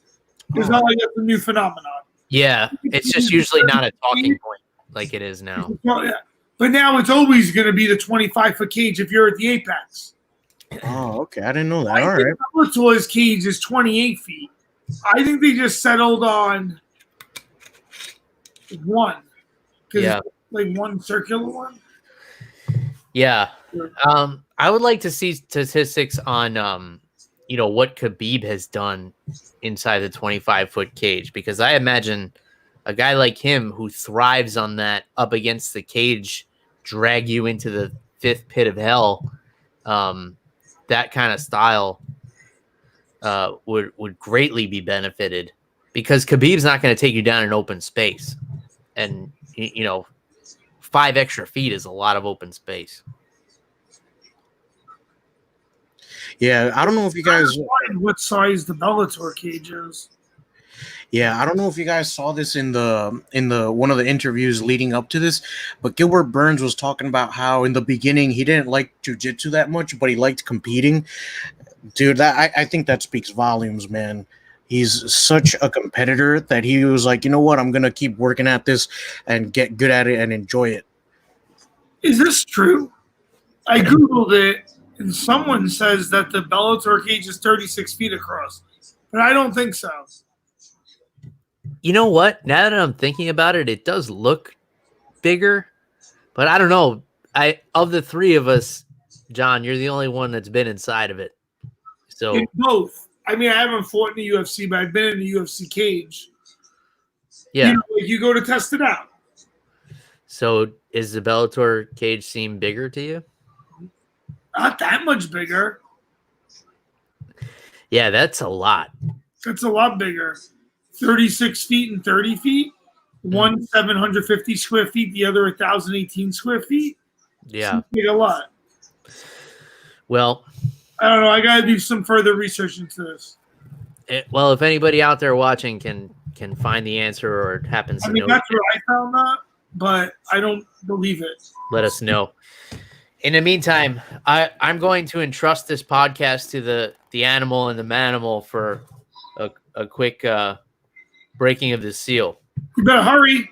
So you guys talk it out. Yeah, I'm going to get it done before this main event. So it's going to be the manimal and the animal show. Good luck, folks. All right. Last fight. My wife's like, am I loud? I woke you up. My bad. Hey, it happens. Manimal, do you remember the IFL? Did you ever watch that when you were younger? I love IFL. That's the time of my first career. So I used to train in Long Island with Jay Haran. He was the IFL 170. Did they call that middleweight? Or did they call that welterweight? I think they might have called it middleweight at the I time. don't remember. But he was that champ. Oh, that's awesome, dude. In IFL. I like the way they did it. I would love to see someone bring back that concept. Yeah. I always thought the teams thing was so cool. I guess PFL's kind of doing that, right? Yeah. They gave a guy a base salary, Mm. and then they gave them like the only thing is it didn't the team aspect Yeah. didn't matter. Like if there could be a way to make that matter, because my goal is always how do you make MMA a sport on par with NFL, NBA? Like how do you get mixed martial arts league, whatever that looks like, to make as much money, bring in as much business as NFL? Yeah. That look like you need like some team concept, kind of too, right? Because you can't rely on any one fighter's career. Like you might root for a particular team, even if you're not super familiar with that team's players at the time. Yeah. Where there's no like it's hard to be the casual fan of a team. You're a casual fan of the UFC, and you kind of know some of the guys, but for it to be a mainstream sport, you have to like a team. Does that make sense? Yeah, no, I hear you, dude. And that's why I thought the IFL was so cool, man, because you had, like you said, you had the different teams. New York versus Arizona. Yeah. Have the coaches fight each other, which was cool. Do you remember Henzo caught Pat Miletich in a guillotine choke? Yeah. Yeah, and then I think Henzo fought Carlos Newton. Mm-hmm. And that too, they were great coach versus coach fights. Yeah. Those were great too. The old school coaches were like, yo, here's another legend. You guys can fight, and whatever happens doesn't diminish either one of you guys. Yeah. Because you're both legends. Mm-hmm. Right? Like when you have like what the UFC loves to do is feed a legend to like an up and comer. Yeah. That's what they love to do. I mean, you see it all the time. So the IFL was awesome. Where they made the mistake was as far as their business model, because the fighters were salaried. So they would get a paycheck every month, which was great. In theory, it's a great idea, like communism. On paper, it's awesome, but too easily corrupted. So what would happen was, because those fighters were getting the steady paychecks, they would just pull out of fights all the time. So it was costing the company so much money to pay these guys who weren't fighting. And it was the wrong time for it. Yeah. It was too early. It was ahead of its time. It was a great concept. I think they just needed like a little bit better of a business model, and it probably would have worked out. And we're watching the former champ Tyron Woodley walk out right now. He looks super focused. For those of you just joining, we're watching UFC on ESPN 9. We got Jeff the Animal Wilson. We got John the Manimal Beneducci, New Jersey and Brooklyn and Florida in the house. If you want to sync up with us, watch the fights with us, or just let us know what you're drinking out there if you're not watching the fights. In either case, we're having a good time here. Hope you guys are as well. Thanks for tuning in. See, we got a bunch more people joining in for the main event here. Let us know your predictions as well. What else? Say the scrap finna be good, but I don't know who takes it. Yo, look at how fucking thick Tyrone Woodley's ass is. Yeah. That's dumbass, this guy. That's good. No, that's where your punching power comes from. Punching power really comes from your glute connectivity. You need power from the earth. Right? And you got to connect that with your glute. So, I mean, punching power is very closely related to glute strength. Yes, strength and conditioning coach. In 4 years of podcasting, I never thought I'd be having the conversation about a man's junk in the trunk being rooted to his punching power. But hey, you're the professional, Manimal. So It's in the gas. Punching power comes from the floor. You are more of a fighter than I will ever be. I understand a lot of things conceptually. Your glute is, if not your largest single muscle, one of the largest single muscles in your body. Well, for me, it's the second largest, but is your big muscle? What were you saying? Your brain. It's my brain, Manimal. Get your head out of the gutter. Talking about my brain, of course. My brain is now saturated with scotch. Who shaped Tyrone Woodley up? Do you think he had a barber with him? Do you think one of his cornermen did it? I mean, I imagine if you're the former UFC champ of the world, you can get a barber to come to your house during quarantine. You can arrange for that. Are places open in Vegas? I don't know. I'd be the worst post-fight interviewer.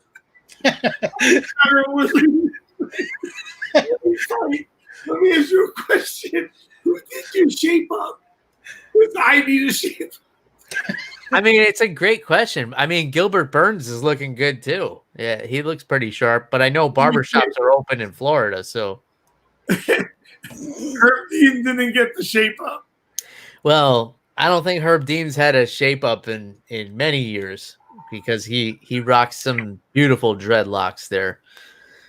In any case, this main event's about to get underway. Thanks for everybody for joining us here on this Brawl, Crawl, Fight Companion, whatever you want to call it. I'm excited for this main event. 5 rounds, right? It should be 5 rounds. They're just introducing Gilbert here, fighting out of Boca Raton, Florida, the east coast of Florida. I was surprised to see that they were pretty comparable in size during the weigh-ins. Gilbert even looked a little bit taller. I don't know if Tyron was slouching a little bit. I think he's short. I think he's 5'8", 5'9". Yeah, I have him listed at, which means he's 5'8". Yeah, they do tend to give that little bit of a buffer, don't they? Yeah, you give him a buff. All right, so they got him at 5'9". 5'9" with his shoes on. I'm telling you the truth. I always do my height with my shoes on. So what do you build as?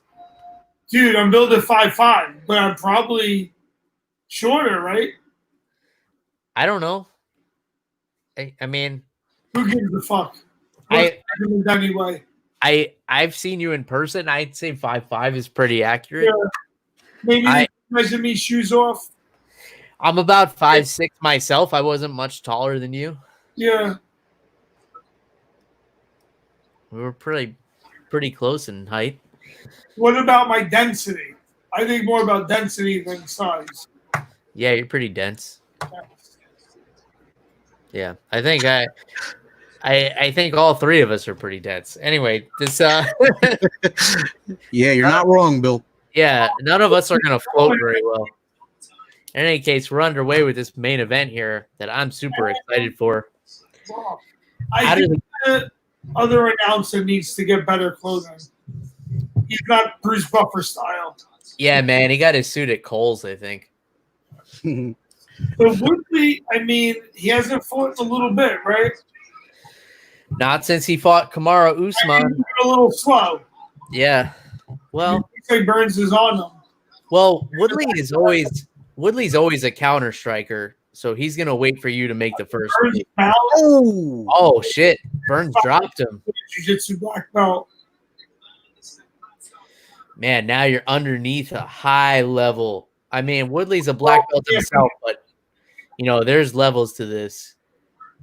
He's mounted by Gilbert Burns right now, who is Tyrone Woodley's already doing the number one sin of being mounted. His knees are pointing to the ceiling. That's the biggest sin. If there's the hell of jiu-jitsu, that's the fucking 9th level of jiu-jitsu hell. See, when your knees are up like that, and the guy can grapevine under your legs, that's the 9th level of jiu-jitsu hell. Just fucking kill me there. Like, look what you did. You just left your knees up so the guy could hook under you and you could get stuck there. Yeah, I mean, it's the biggest sin in jiu-jitsu. In MMA jiu-jitsu, it's the biggest sin to me. Yeah, it's one of them for sure. And again, world champion black belt. Oh, he's already cut, man. Yeah, Woodley's real bloodied up right now. This is not looking good for the former champ. It's not looking good for Woodley. Gilbert Burns staying composed. See. He's going for that guillotine. Is he going to try and finish this guillotine with one arm right here? No. We saw it earlier tonight, man. We did, didn't we? We haven't talked about any of the prelims yet. Yeah, it was Connor Casey. Prelims are pretty good, actually. Yeah, prelims are excellent. Great, dude. Caitlin looked phenomenal. We got a very surprising fight. And I got to say, Manimal, you called it because I said, I don't know how Gilbert Burns gets him down. And you said he could drop him. And that's what happened. Yeah, be all over him, yeah. You saw the future. What? I said you saw the future, despite your disbelief in time. You predicted the future. Future's right now. And it's right now. And right now. And right okay. Now, let's see. Is he going to get discouraged? Yeah, you got to wonder if be able to overwhelm him again. Oh, and Woodley just reversed him and got up. So is he going to be able to keep his composure now? I mean, there's no doubting that Tyron Woodley has the heart of a champion because he's been a champion. There's no quit in that guy. So, I mean, the only question has been his motivation going into this. Does he really want to be in there? Is what it comes down to. Him in against the cage, Woodley. So Woodley has something that he likes to do, where he goes back to the cage and plants his rear foot, and then tries to spring out attack. So watch, he's trying to lure him back to the cage. Yeah, and he waits for guys to rush in recklessly, like Josh Koscheck come back hard. Mm-hmm. So that's very nice. It's probably his best technique this year. When he's having trouble finding his range on someone, he likes to back up to the cage and plant. So he can come out. Boy, he did it with Josh Koscheck. It doesn't work good against a wrestler. That's why it didn't work great against Usman. Because instead of Usman looking to strike, he just clinched. And then you can wear him down, and then it makes this less effective. Yeah. But I mean, explosive, and it looks like he's having a little trouble finding his range. So this makes it good. It's like, okay, I know where you are because you had to come towards me in order to hit me. So you have to. So it's easier to know when someone's in your range if you're having range issues. Gilbert is doing a good job at timing that overhand hook Lee is known for, and he's staying just out of range of it. That cut's nasty. Look at it. Yeah, that's a bad cut right over the left eyebrow of Tyron Woodley. It doesn't look like the blood's going in his eye, which is a good thing, but it's still a really bad look. Definitely lost the round. So I gotta say it's 1-0 Gilbert. Woodley's eyes just look like he's not even there right now. Yeah, he looks like he's working on his next rap album, man.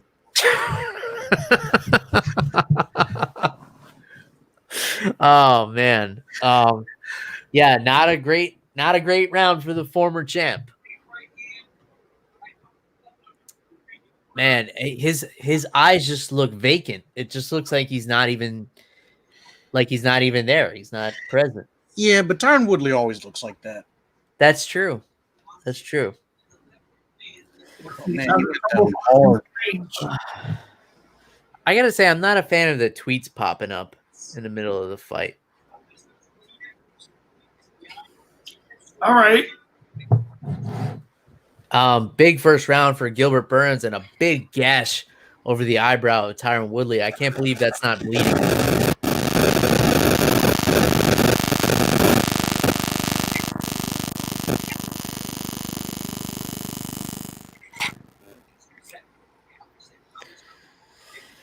All right, we got round number 2 underway. If you're just joining us, main event, UFC on ESPN 9, Woodley and Gilbert Burns, round number 2.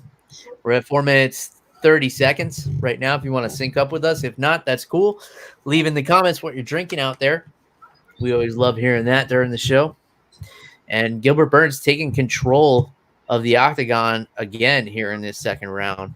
Now, we know Woodley's a counter fighter, but he hasn't been able to do much so far.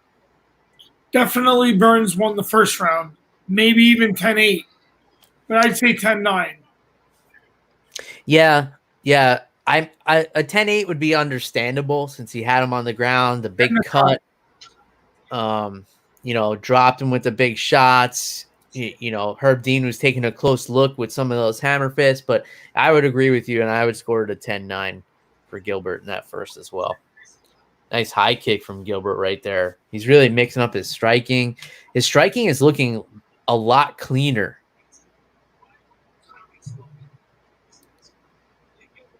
I believe he's been working with Henry Hooft lately. Oh, yeah.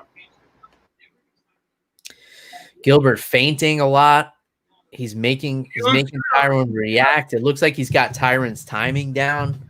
Gilbert's looking good in there. What are you thinking, Jeff? Dude, Burns is looking great, man.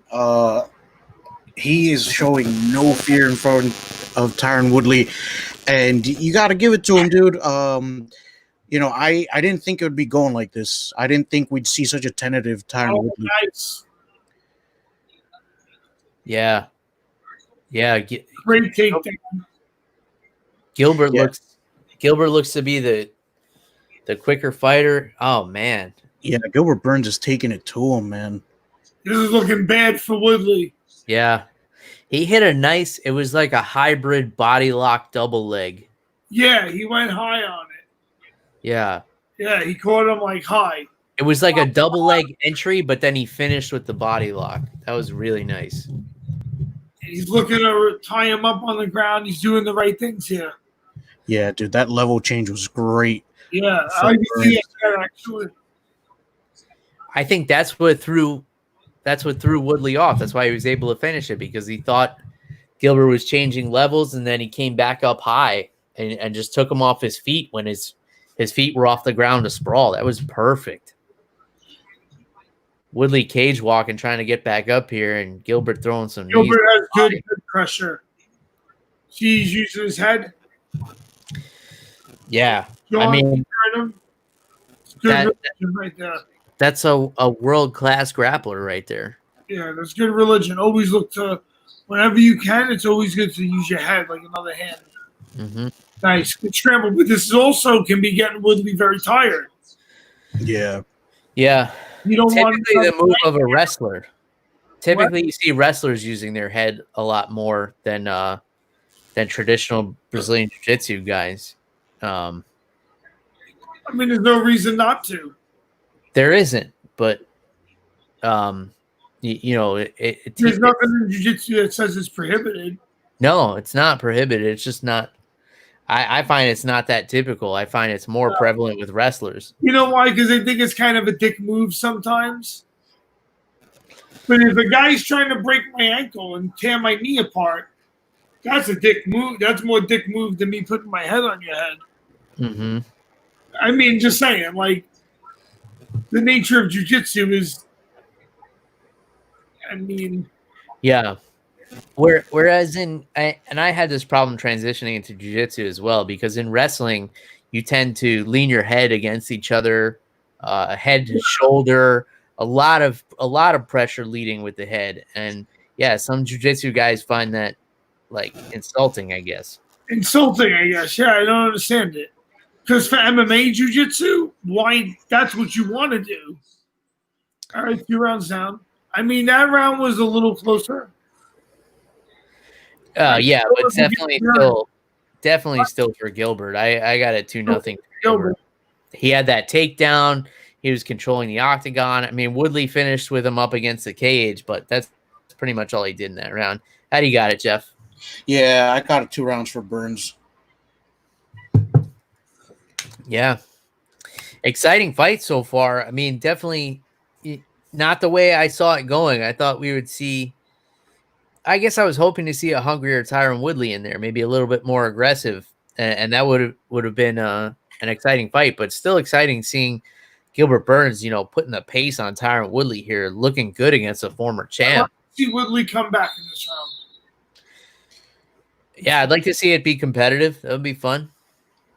Yeah, and Mark Fellows commented on here, and I agree with him that I think this is Burns' first 5-rounder. So, cardio is going to come into play here. And Mark, I agree with you 100%. I'm curious to see how Burns handles it, having to go those 2 extra rounds. Well, Burns looks like he's taking a stroll down the beach, whereas Woodley is kind of sucking wind in the corner right now. So that could speak volumes, but Woodley is a guy who can explode at any minute. We saw him explode at round 4 against Stephen Thompson when he hardly did anything the entire fight, and almost knock him out. He's just got that kind of natural power that could put an end to things at any moment. And they put a good amount of Vaseline over that eye for him, so he lucked out there. Yeah, what's the regulation there, Manimal? Is that that's the regulation? Does that look like all different regulate? I've been in have different regulation between fights.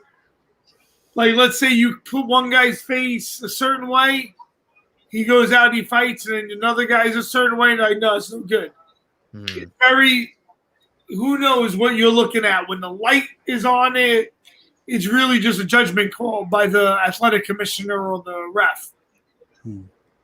Have you ever seen it where they wouldn't allow next round to start? Like, hold on, you put too much Vaseline on this guy and somebody stepped in? Yes. Okay.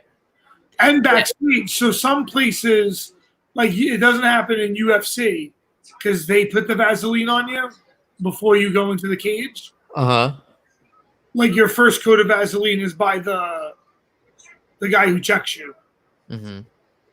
But in the small shows, they make the corner man do it, and the guy watches you, and then they're a pain in the ass. I'm like, why don't you just do it if you're going to be a pain in my balls about how I do it? Some good striking exchanges in this round. They both landed some hard overhands, and neither one of them seemed to be phased. So we know both of these guys can take a shot. Woodley hit him in the kidney, and he responded. Yeah, and Woodley is looking a lot more active this round. So I don't know if maybe he took that second round off a little bit. I feel like he's done that a few times, especially against Stephen Thompson. Yeah, Woodley's one of those guys that watch out. That left hook of Gilbert Burns is coming in a little bit. Woodley will make you feel almost like he's falling asleep in there. And then he makes you make mistakes. And then he jumps all over them. That's just the way Tyron Woodley fights. And he's been very successful at it. World champion, in fact.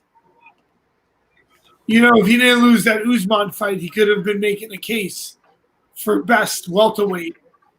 Ooh. Yeah, definitely. But after that Usman fight, then. But if you notice, Gilbert's starting to drop his hands now. He's starting to get a little too comfortable with the rate at which he's able to touch Woodley. And he's taking his hands down, which is not something you want to do against a power puncher like Tyron Woodley. I'd like to see Woodley bring an uppercut in here. I know he likes to overhand right, but I'd love to see him throw an uppercut. It looks like there's a little opportunity for it. I'm surprised to see Gilbert having the quicker hands and the cleaner striking here. He's looking good. We've seen him be a little bit reckless with his striking in the past. His kicks look good too. Yeah, his kicks look real clean. I think it's because he cut his shorts up really high, and that makes you automatically want to kick more, which makes you kick better. His kicks look fast, right? His kicks coming out fast. Yeah. You got to watch that left hook. That's what I was saying before. Left hook, right kick. It's a basic combo, but at the high level, everything, the basics are the best. He's going left hook, right kick, left hook. He's able to get in the pocket with that left hook so fast, too. And then he backs right out immediately because he knows how dangerous Tyron is up against that cage, like you were saying, Manimal. Yeah, he plants that back foot. Gilbert is seeing him planting that foot, too, and then he's staying. Problem when a guy knows to do that, it's a trap. If he knows you're trying to trap him, it's hard to get trapped. Like he's trying to lure you in, and if you're not, you have to take the bait. Mm-hmm. Yep, and Gilbert's not taking the bait. He's not taking the bait. He's seeing everything. I got it 3-0 for Gilbert. Tyron's gonna have to pull a rabbit out of the hat here. Yeah, Burns' footwork and his striking are looking better every time he's in that cage, man. Yeah, for sure. I mean, he's cleaned it up a lot. I think working with Henry Hooft has helped. Oh, Manimal, I thought you were going to get yourself another mead, and you come back with a bottled water. I'm not much of a drinker. What are you doing on this podcast, sir? What? What are you doing on this podcast? Seven Man on the Rocks. A little bit, but I can be a dick when I drink. So, well, we encourage that too.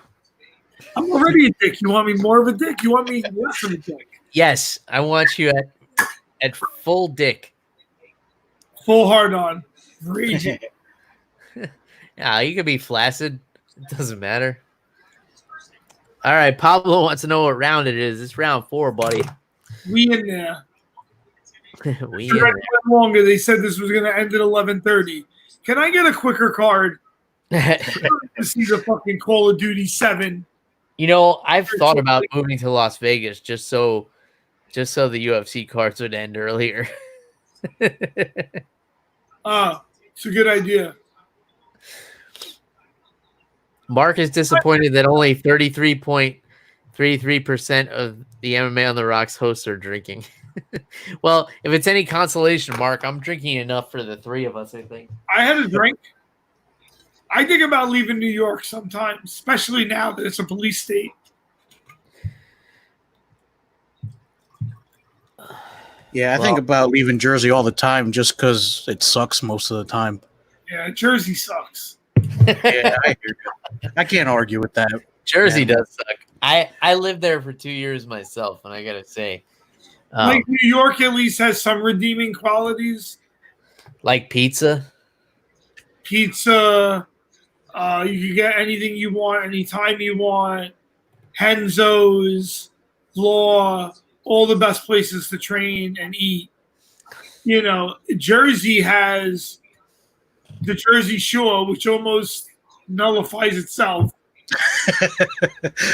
Almost zero. Yeah, after that TV show came out, I stopped going to the beach. I was like, I can't do this in good conscience. Good move. And we got so if you're just joining us, we got round number 4 of the welterweight main event here. We're 3 minutes 14 seconds into round number 4. Tyron Woodley, Gilbert Burns.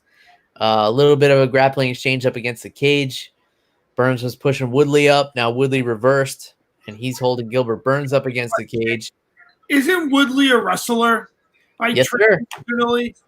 Yes, he is. You should just push him against the cage a little more and try to beat him up in the clinch.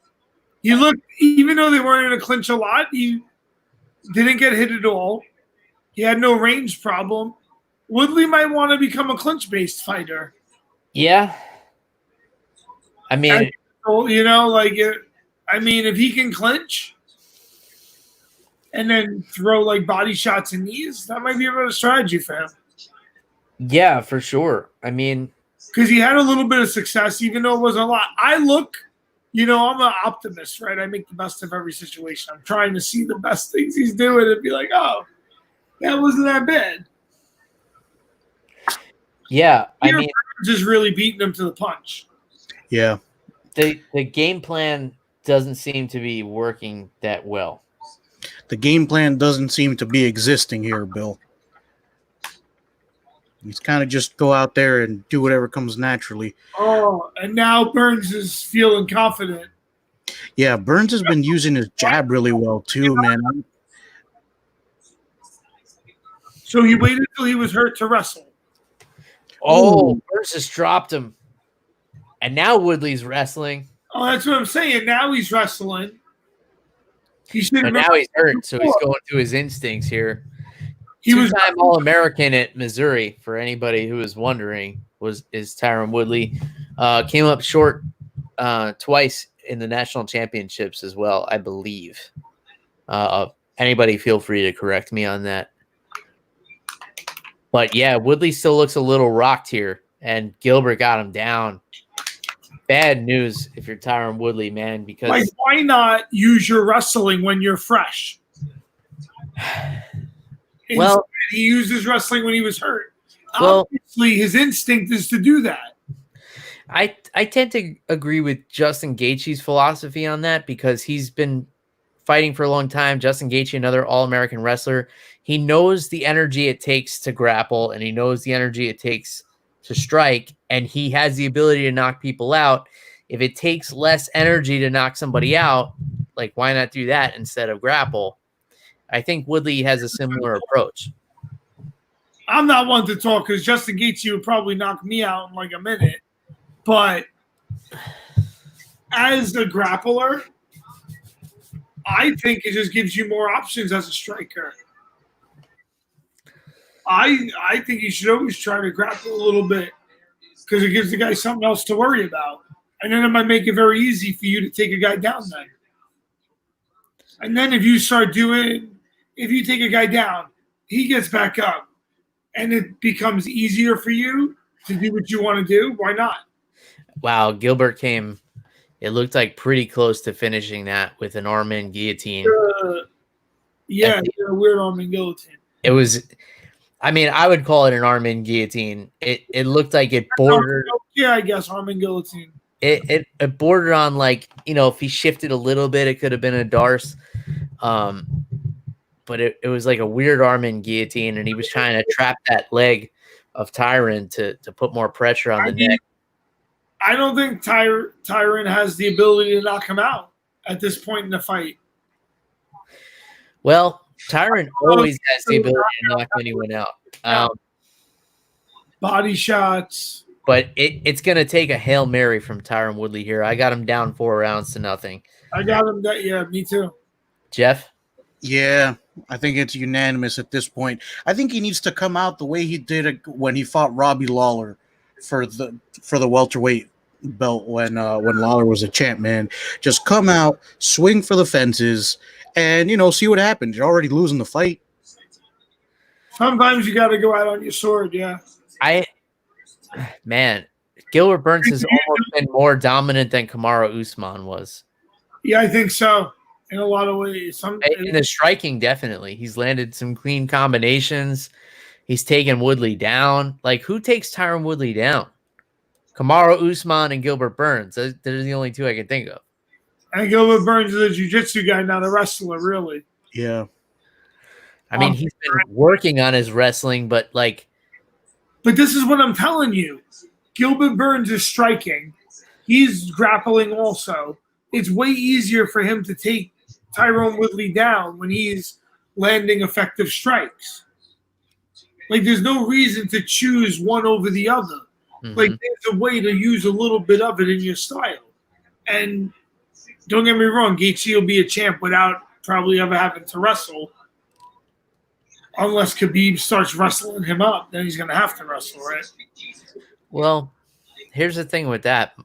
My theory is if Justin can keep his back off the cage, he's not getting taken down. Khabib will not take him down in open space. He doesn't shoot, no.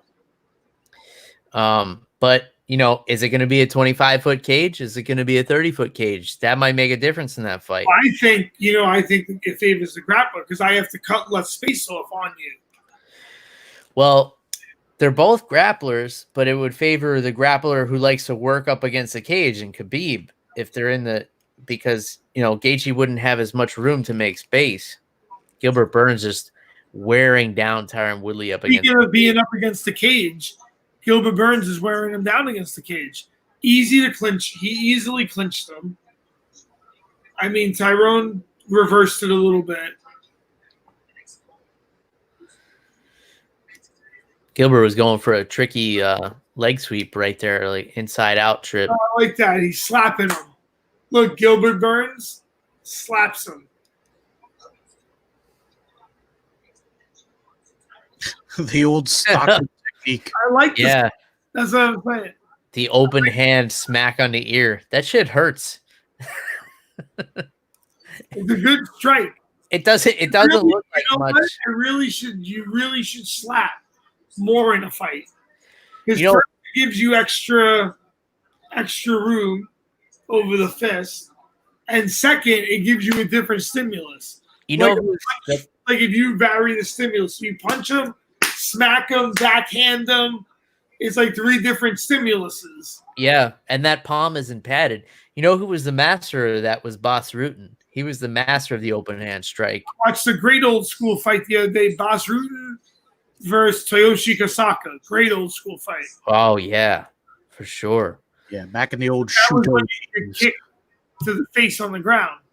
Yeah, but back in the Pancrase days, when you couldn't strike with a closed fist, Bas Rutten like figured that shit out. He was a guy who always adapted. He's like, all right, we're grappling now. Let me figure out grappling. All right, we're striking with elbows now. Let me figure out how to use elbows. See, Gilbert Burns is using some nice movement the whole fight too. He like has good fakes, movement, shucks. Like he keeps him guessing a lot. We got Lucas on the broadcast. He says Borrachinha is the best. Paulo We'll see. Costa? We'll see, Lucas. Is that Paulo Costa Barachina? Yeah, that's Paulo Costa. Dude, he looks massive right now. Lucas, are you from Brazil? We might find out soon. Paulo Costa gets the next shot at Israel Adesanya. Let's see if he pushes the fight. This has been the closest round, I feel like, for Tyron Woodley because he's got a little bit of clinch time up against the cage, but like I'm still scoring this 5th round for Gilbert so far. He's mixing up his strike, inside leg kick, outside leg kick, head, body. He's hitting him everywhere, and Woodley's just got nothing for him. He tried that overhand. I mean, listen, they're on short time. He didn't really do anything. Yeah, you could make an argument that Tyron won this 5th round, but like, okay, give it to him. He still lost the first 4. Yeah. I got to tell you, the Florida judges already gave Tyron Woodley the victory. Yo, why are the Florida judges so bad? Because they're not hiring me, John. That's why. I don't know what the criteria is for judging, but it seems like I've seen some of the worst judging ever. I just will destroy that juice monkey, Mark Fellows said. I don't know. Mark might actually be right. The problem is Tony Ferguson is the only one that can beat Khabib. You're right. But in this universe, that can't happen. So in this universe, Khabib can't lose his title. But if he fights Ferguson. Ferguson has the strategy to beat him. So they swerve. They can never fight. It's like two of the same magnet. They just can't touch. It's too polarizing. So Not polarizing. All right, thanks for the comments, guys. We're about to hear the decision of the main event, UFC on ESPN 9. We got Jeff the Animal Wilson. We got John the Manimal Beneducci. For our Brawl Crawl fight companion, whatever you want to call it here. Significant strikes, Gilbert Burns 76 and Tyron Woodley's 29. 2 takedowns for Gilbert. 0 takedowns for Tyron Woodley. 5, almost an entire round's worth of ground control time for Gilbert Burns. I mean, this is a no-brainer. This is the biggest win of Gilbert Burns' career. Woodley.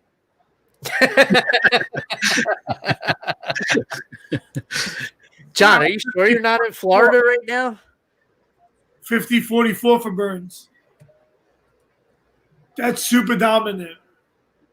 Right? 50-44? That means that one round was 10-8, I think. 1-10-8 round, yeah. Yeah, 10-8 round, no. The round that he was fucking him up, yeah. Yeah, probably that first one, I think. Yeah, because he was all over him, yeah. Dropped him, really. All right. Gilbert Burns looked phenomenal. So who do you think? I mean, listen, Woodley was ranked 2, so they got to put him in title contention. Him versus Vidal, him versus Usman, I mean. Well, here's the problem. Gilbert happens to be teammates with Kamaru Usman. And he said he don't give a fuck. What? I know. He's like, I want the belt, right? But will Usman feel the same way? True, yeah. He might not want to. Be like, it's too risky. Because you see me train, you know how I, like, who knows if you've been scoping me out. Man, that uppercut by Gilbert in that first round. Awesome. Yeah, I mean, Tyrone Woodley really never had a chance to come back. Mark says at least T Wood has a rap career to fall back on. Yeah, Holly Holm will buy all of his albums, so we're good. Dude, I think I have more of a rap career. And this is when people start flooding in, when the fights are over. So if you're just joining MMA on the Rocks, we got Jeff the Animal Wilson, John the Manimal Beneducci. We just watched the entire card, start to finish. We were live for the last 3 fights, which took over 2 hours, which is obscene. We saw Billy, said it was going to end. You lied to me. What's that? You lied to me. They said this card was going to end at 11:30. Well, time doesn't exist, so doesn't matter if there's time. I'm tired. I knew that. John, you know what? In some universe, this card ended at 11:30, so they didn't lie to you. You know what the problem is? There's so many universes where there is no Earth. That sucks. There's no UFC. I'm sure they have something. Blow. There's no MMA. I'm sure they have something to entertain themselves. If you guys are just joining in, MMA on the Rocks, over the top, under the influence. You guys can get a t-shirt if you want. Follow me on social media at MMA on the Rocks.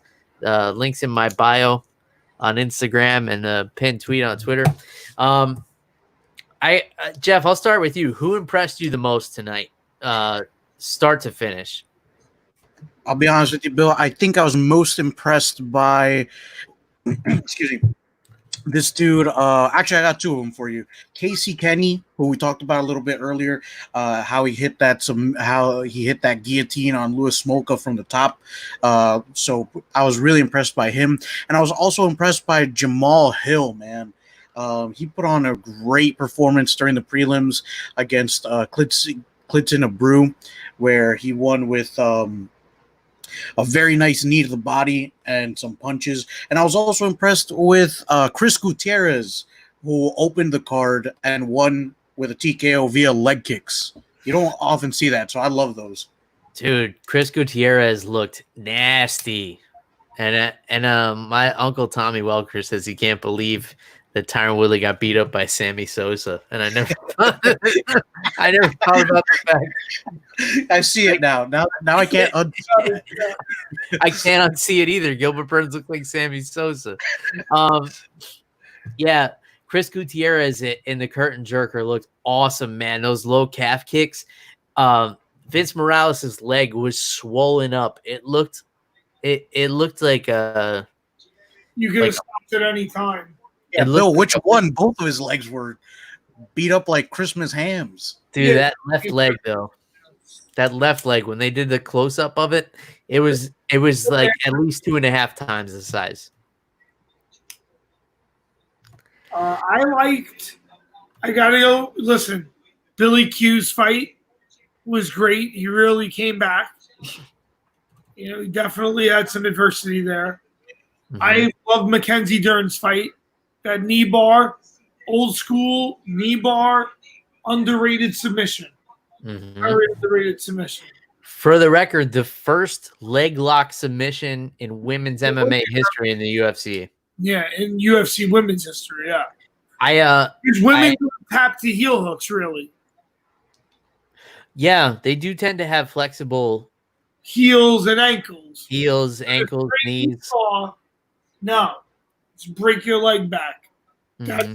No. So, yeah, so she did the right thing by going for the knee bar on a girl. Great. Yeah. And I think she looks great after having a kid. Like, she's had her best fights. Even that other fight before this, she made weight. And she looked good, even though she came up short. This fight looked great with that knee bar. For the fact that she fought 4 months after she had a kid is just unbelievable. That's like not even human.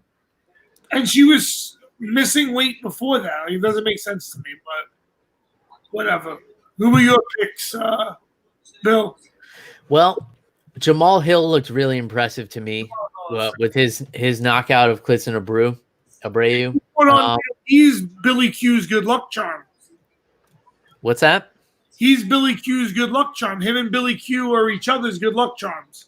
Yeah. They fought in the series and both won and got contracts. Great point. They fought together on that other one, and they both won, and then they fought together on this one and both won. They're each other's good luck charms. Yeah, that's a great point. Of course, I was impressed with my buddy Billy Quarantillo. I'll always be a big supporter of him. Just an awesome guy. He's the kind of guy who just lights up a room with his energy. And put a pace on Spike Carlisle. But I got to say, I was impressed with Spike Carlisle too, man. Yeah. I thought his best chance would be to get rid of Billy early, but he hung in there, man, the whole time, even though he was sucking wind in between rounds 1 and 2 and in between rounds 2 and 3. He still fought hard the entire time. Got his mouthpiece knocked out right at the end of the 3rd round. That was an incredible fight that I can't wait to go back and watch again. Big time shout out to Billy Quarantillo. And then I gotta agree with you, Jeff. Chris Gutierrez was really impressive to me. He just lit up Vince Morales. It was so dominant. And I gotta say, Caitlin Chukagian looked I want to give a shout out to Caitlin also. Phenomenal. Really good, super dominant. Antonina Shevchenko. Yeah, so dominant. Won every round. 30-25, I think. Mm-hmm. Yeah. And she, she had fought Valentina. And it's tough. Valentina's the best fighter ever to me. Like male or female. She's the best. A case could be made. She's the best. But Antonina, not as skilled in the ways of the force. And Caitlin looked great against her. And Caitlin's a good girl. I see her training at Henzo's all the time. She puts in a lot of work. She's smart. She has attitude. She was down at Ray's a few times, too. I mean, she's awesome. So seeing her win like that was great. For sure. Brown belt under John Danaher, which is really, great. Yeah. Guys, I got to go. Thank you. That was fun. All right. Manimal, one more time, where can they find you on the social media? I'm at Manimal John everywhere. Instagram, Twitter. If you're in the astral plane, hit me up. Take care, I appreciate you, my brother. Thanks for jumping on the Brawl Crawl here. guys. And we'll talk to you soon. All right, so that was John Animal Beneducci. He was fading fast. He's got to get some sleep. But yeah, Caitlin Chukagian, brown belt under John Danaher. Her jiu-jitsu looked phenomenal. I feel like just a little bit more hip pressure, she probably would have been able to get Antonina out of there. But just the same, Jeff. I mean, so dominant. 30-25 on all three judges' scorecards. It doesn't get much more dominant than that. Yeah, she, for lack of a better term, she kicked Antonina Shevchenko's ass, man. And Bill, I was also impressed with the Raw Dog, Brandon Royval. Very impressive win over Tim Elliott. He had a tough first round. Tim Elliott, using his wrestling really well, putting the pressure on, and it looked like Royval was in a little bit of trouble here. And then in that second round, just able to turn things around, and just able to get an arm triangle on an exhausted Tim Elliott, who, he was doing the right things to defend. But if you're tired, your brain's just going to shut down and you're going to start making bad choices, and, you're just not thinking clearly. The grappling pace that Tim Elliott put on for those first 2 rounds was amazing, or for that first round and a half. And he really just wore himself out. That arm triangle wasn't even really sunk in. Yeah. Credit to Royval for getting the finish, but he waited for Elliott to take a big exhale and then dropped his shoulder just at the right moment, and Elliott tapped immediately. So, not technically the proper way to sink in that submission, but just impeccable timing on an exhausted Tim Elliott, and it worked. Tim Elliott thought he was going to be able to weaponize pace in this fight, and Royval in his UFC debut was able to hang in there. In his post-fight interview, was disappointed in himself for this performance because he couldn't get a bonus and he still has to go to work on Monday. So I feel him, man. This is his dream. He wants to make it his career. He's got to get a little bit of a bankroll going before he can do that. And he was emotional after the fact. But man, what a card, Jeff! It was so up and down, so much emotion, so much intensity. A little slowed down. Because after Billy Q's fight with Spike Carlisle, It took a big gap, and then the Blagoy Ivanov, Augusto Sakai fight was a little bit slowed down, at least in comparison to that Coco main event, we'll call it. And then the main event, just absolute domination by Gilbert Burns. I gave him all 5 rounds against a former champion, and man, this guy has great things on the horizon. This, Jeff, because I've been telling you every week. Gilbert Burns, I feel like, has been for a long time one of the most underrated combat athletes on the planet. And I've been saying it for weeks and weeks and weeks and weeks.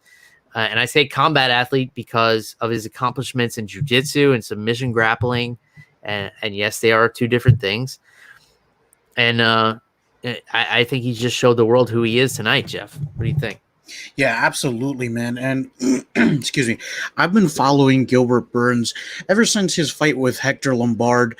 That's when he really started to stick out to me. And dude, he's quickly becoming one of my favorite fighters. Just so game for any opponent. Like you always say, Bill, any rule set. And he's getting better every time, and he loves the competition. I love seeing him fight. And Bill, I got to give it to this card, man. It was so exciting. Up until the Billy Quarantillo fight. After that, it kind of slowed down a little bit. But, the main event was very exciting, and the prelims were awesome, dude. I think, hold on, let me just see how many finishes we had here. So we had 2, 4. So we had 6 finishes and 5 decisions. But even the decisions weren't, they were very exciting as well. Daniel Rodriguez versus Gabriel Green. That was a good fight. Billy Quarantillo, which for me was fight of the night, actually. Mm-hmm. Just top to bottom, I thought this card was keen. That sums it up right there, Jeff. I hope our boy Billy Q walks away with a fight of the night bonus myself. And then next week, Jeff, I know a lot of people were hating on this card because people always hate on the cards that are headlined by female fighters for some reason, but get over it. It's 2020. This is the way things are. UFC 250, Saturday, June 6th, headlined by Amanda Nunes and Felicia Spencer. Felicia Spencer, not even half the experience of Amanda Nunes, but man, she has proven herself. Her only loss is to Cyborg in what was a very competitive fight. Her jiu-jitsu is phenomenal. And I don't know, man, she's just got this underdog quality that, to me, it could cause an upset. For my money, Amanda Nunes is the best pound for pound female fighter of all time. You just have to put her in that category. The only one to win a championship and defend it in 2 weight classes. And, she's just looked unstoppable lately. But Felicia Spencer just has like this X factor of like, she could derail this train. There's just something there, Jeff, that is just enough to make this an intriguing matchup. What do you think about this main event?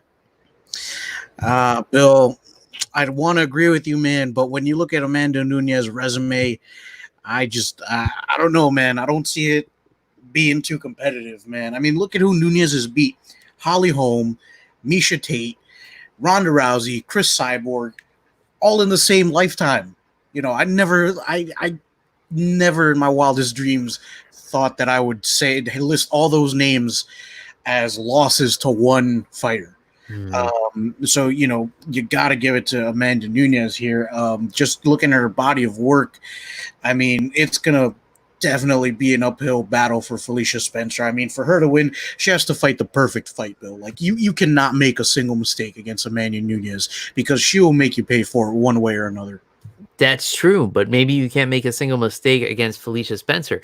I mean, did you see Gilbert Burns dominating the former champ, Tyron Woodley, the way he did? I mean, look at Tyron Woodley's resume. I mean, all it takes is for a champ or a former champ to just not want to be there as much as the contender wants to be there. And then, you have a whole different ball game. I'm not saying that Felicia Spencer is going to pull this upset off. I still lean in favor of the champ here, but I'm saying there's enough to raise doubt. There's enough to bring the possibility. You know what I mean? I never would have thought that this fight between Gilbert Burns and Tyron Woodley would go this way, but here we are after the fact. So I think the proof is right there in what we just witnessed. That this could be like a huge upset and could throw like a huge curveball at the women's featherweight division that barely exists. Yeah, so Bill, they're fighting at 145, you said, or 135? This would be 145. Okay, so yeah, different weight class, some bigger girls. So yeah, maybe. I mean, I've been wrong before. I still remember, like you said, a good example is what Gilbert Burns just did to Tyron Woodley. Another example is what Kamaru Usman did to Tyron Woodley. So, it could happen. But yeah, it's definitely going to be interesting nonetheless. Felicia Spencer, I feel like she has breathed some new life into this women's featherweight division.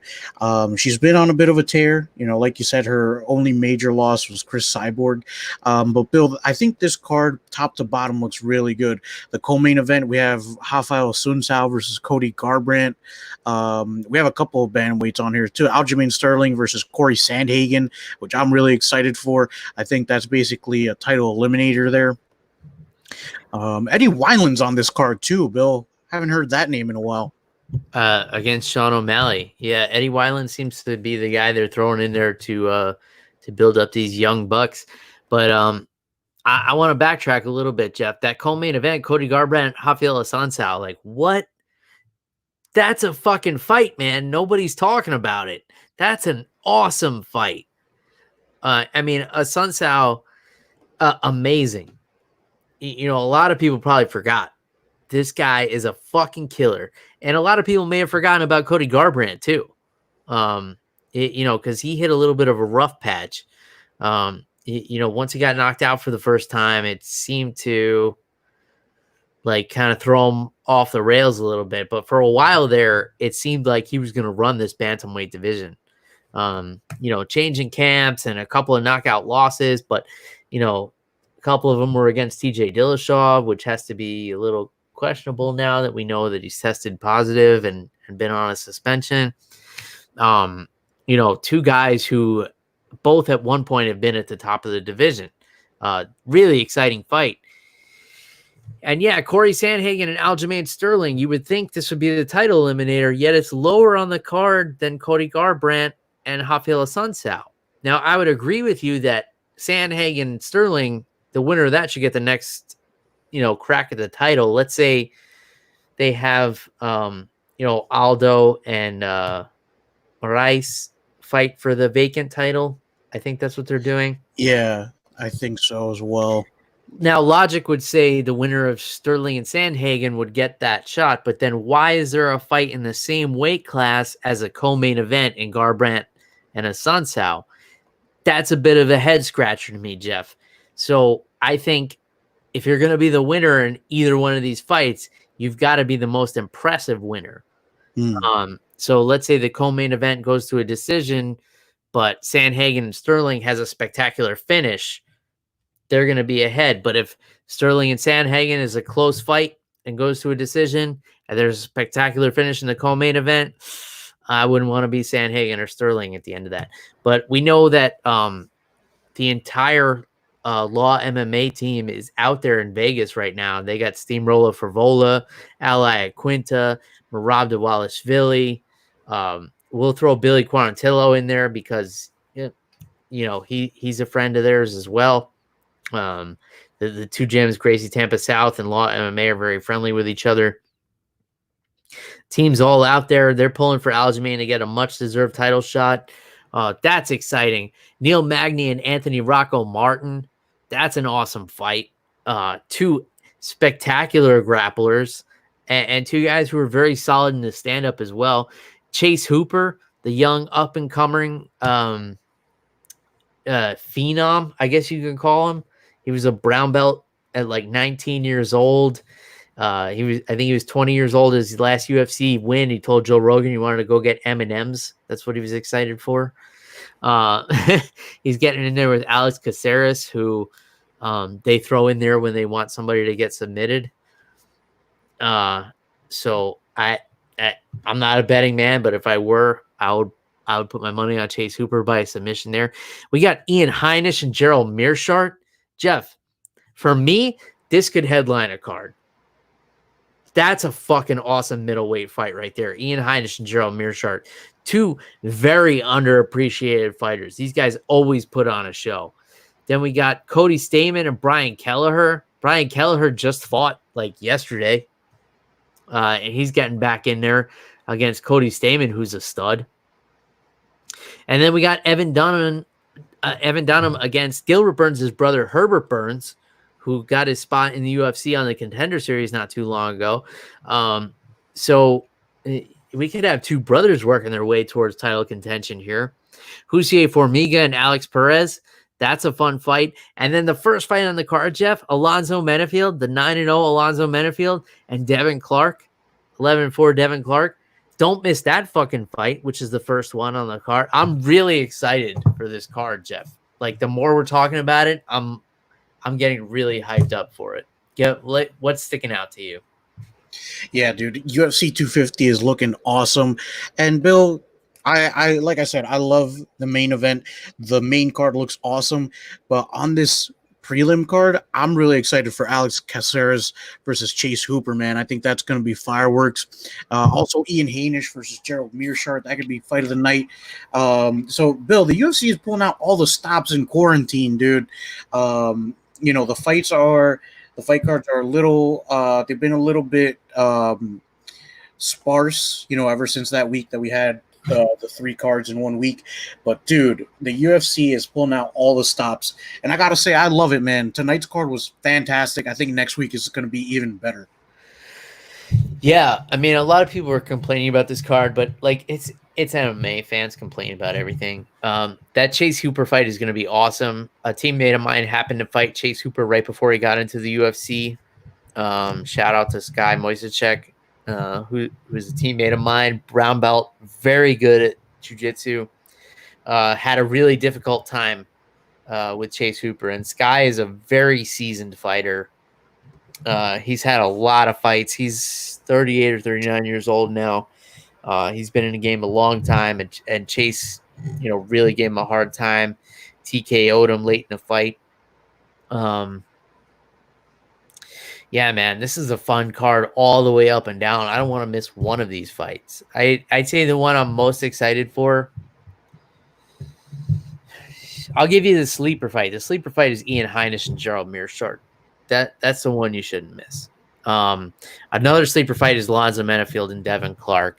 And then everything else kind of speaks for itself. Neil Magny and Anthony Rocco Martin, that's awesome. Corey Sandhagen, Aljamain Sterling, awesome. Cody Garbrandt, Rafael Assunção, awesome. This whole card is awesome, Jeff. I'm really excited for it. I'm really excited with the way tonight's card worked out. I'm happy for my buddy Billy Quarantillo, of course, who's a friend of the show, has been on the podcast. Yeah, just all around fun times. I'm glad to have MMA back right now. And yeah, thanks to everybody who joined in throughout the night, coming in and out and sharing your thoughts with us and commenting. We enjoy doing this kind of show. Obviously, there won't be a regular podcast tomorrow because we did this. Thank you to everybody who listened to the whole 2.5 hours. You're awesome. Thank you for everybody who's bought a t-shirt. Over the top, Under the Influence, MMA on the Rocks t-shirt. We're both rocking them tonight. You can find yours through Rip Life One, MMA Team Reaper, or you can go to my Instagram, click the link in my bio, or go to the pinned tweet on my Twitter at MMA on the Rocks and get yours there. Jeff, you have any closing thoughts on this awesome night of fights and awesome night for MMA on the Rocks? Yeah, I mean, things are starting to look up. I don't know about some of the other states, but in New Jersey, things are slowly starting to open back up. So, things are looking up. We're starting to get through this. So, there's a finish line here, folks. So, let's just spread peace and love. Yeah, man, be good to each other out there. I can't stress that enough. I know I say it all the time, and I'll never stop saying it, but we all have our differences, but just be good to everybody you come in contact with, or try your best to do so.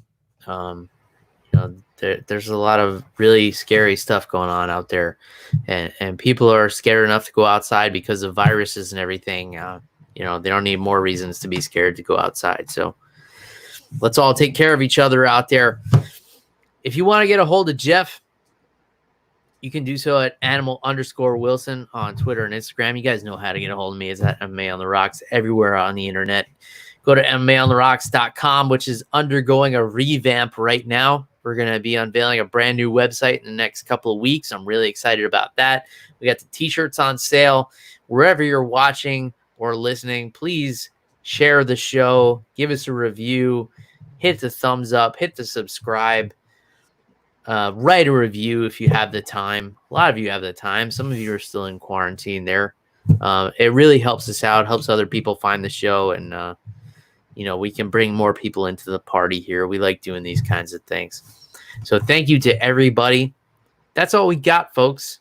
2.5 hours. I mean, that's a long show for us. Until next time. Cheers, everybody. Goodbye.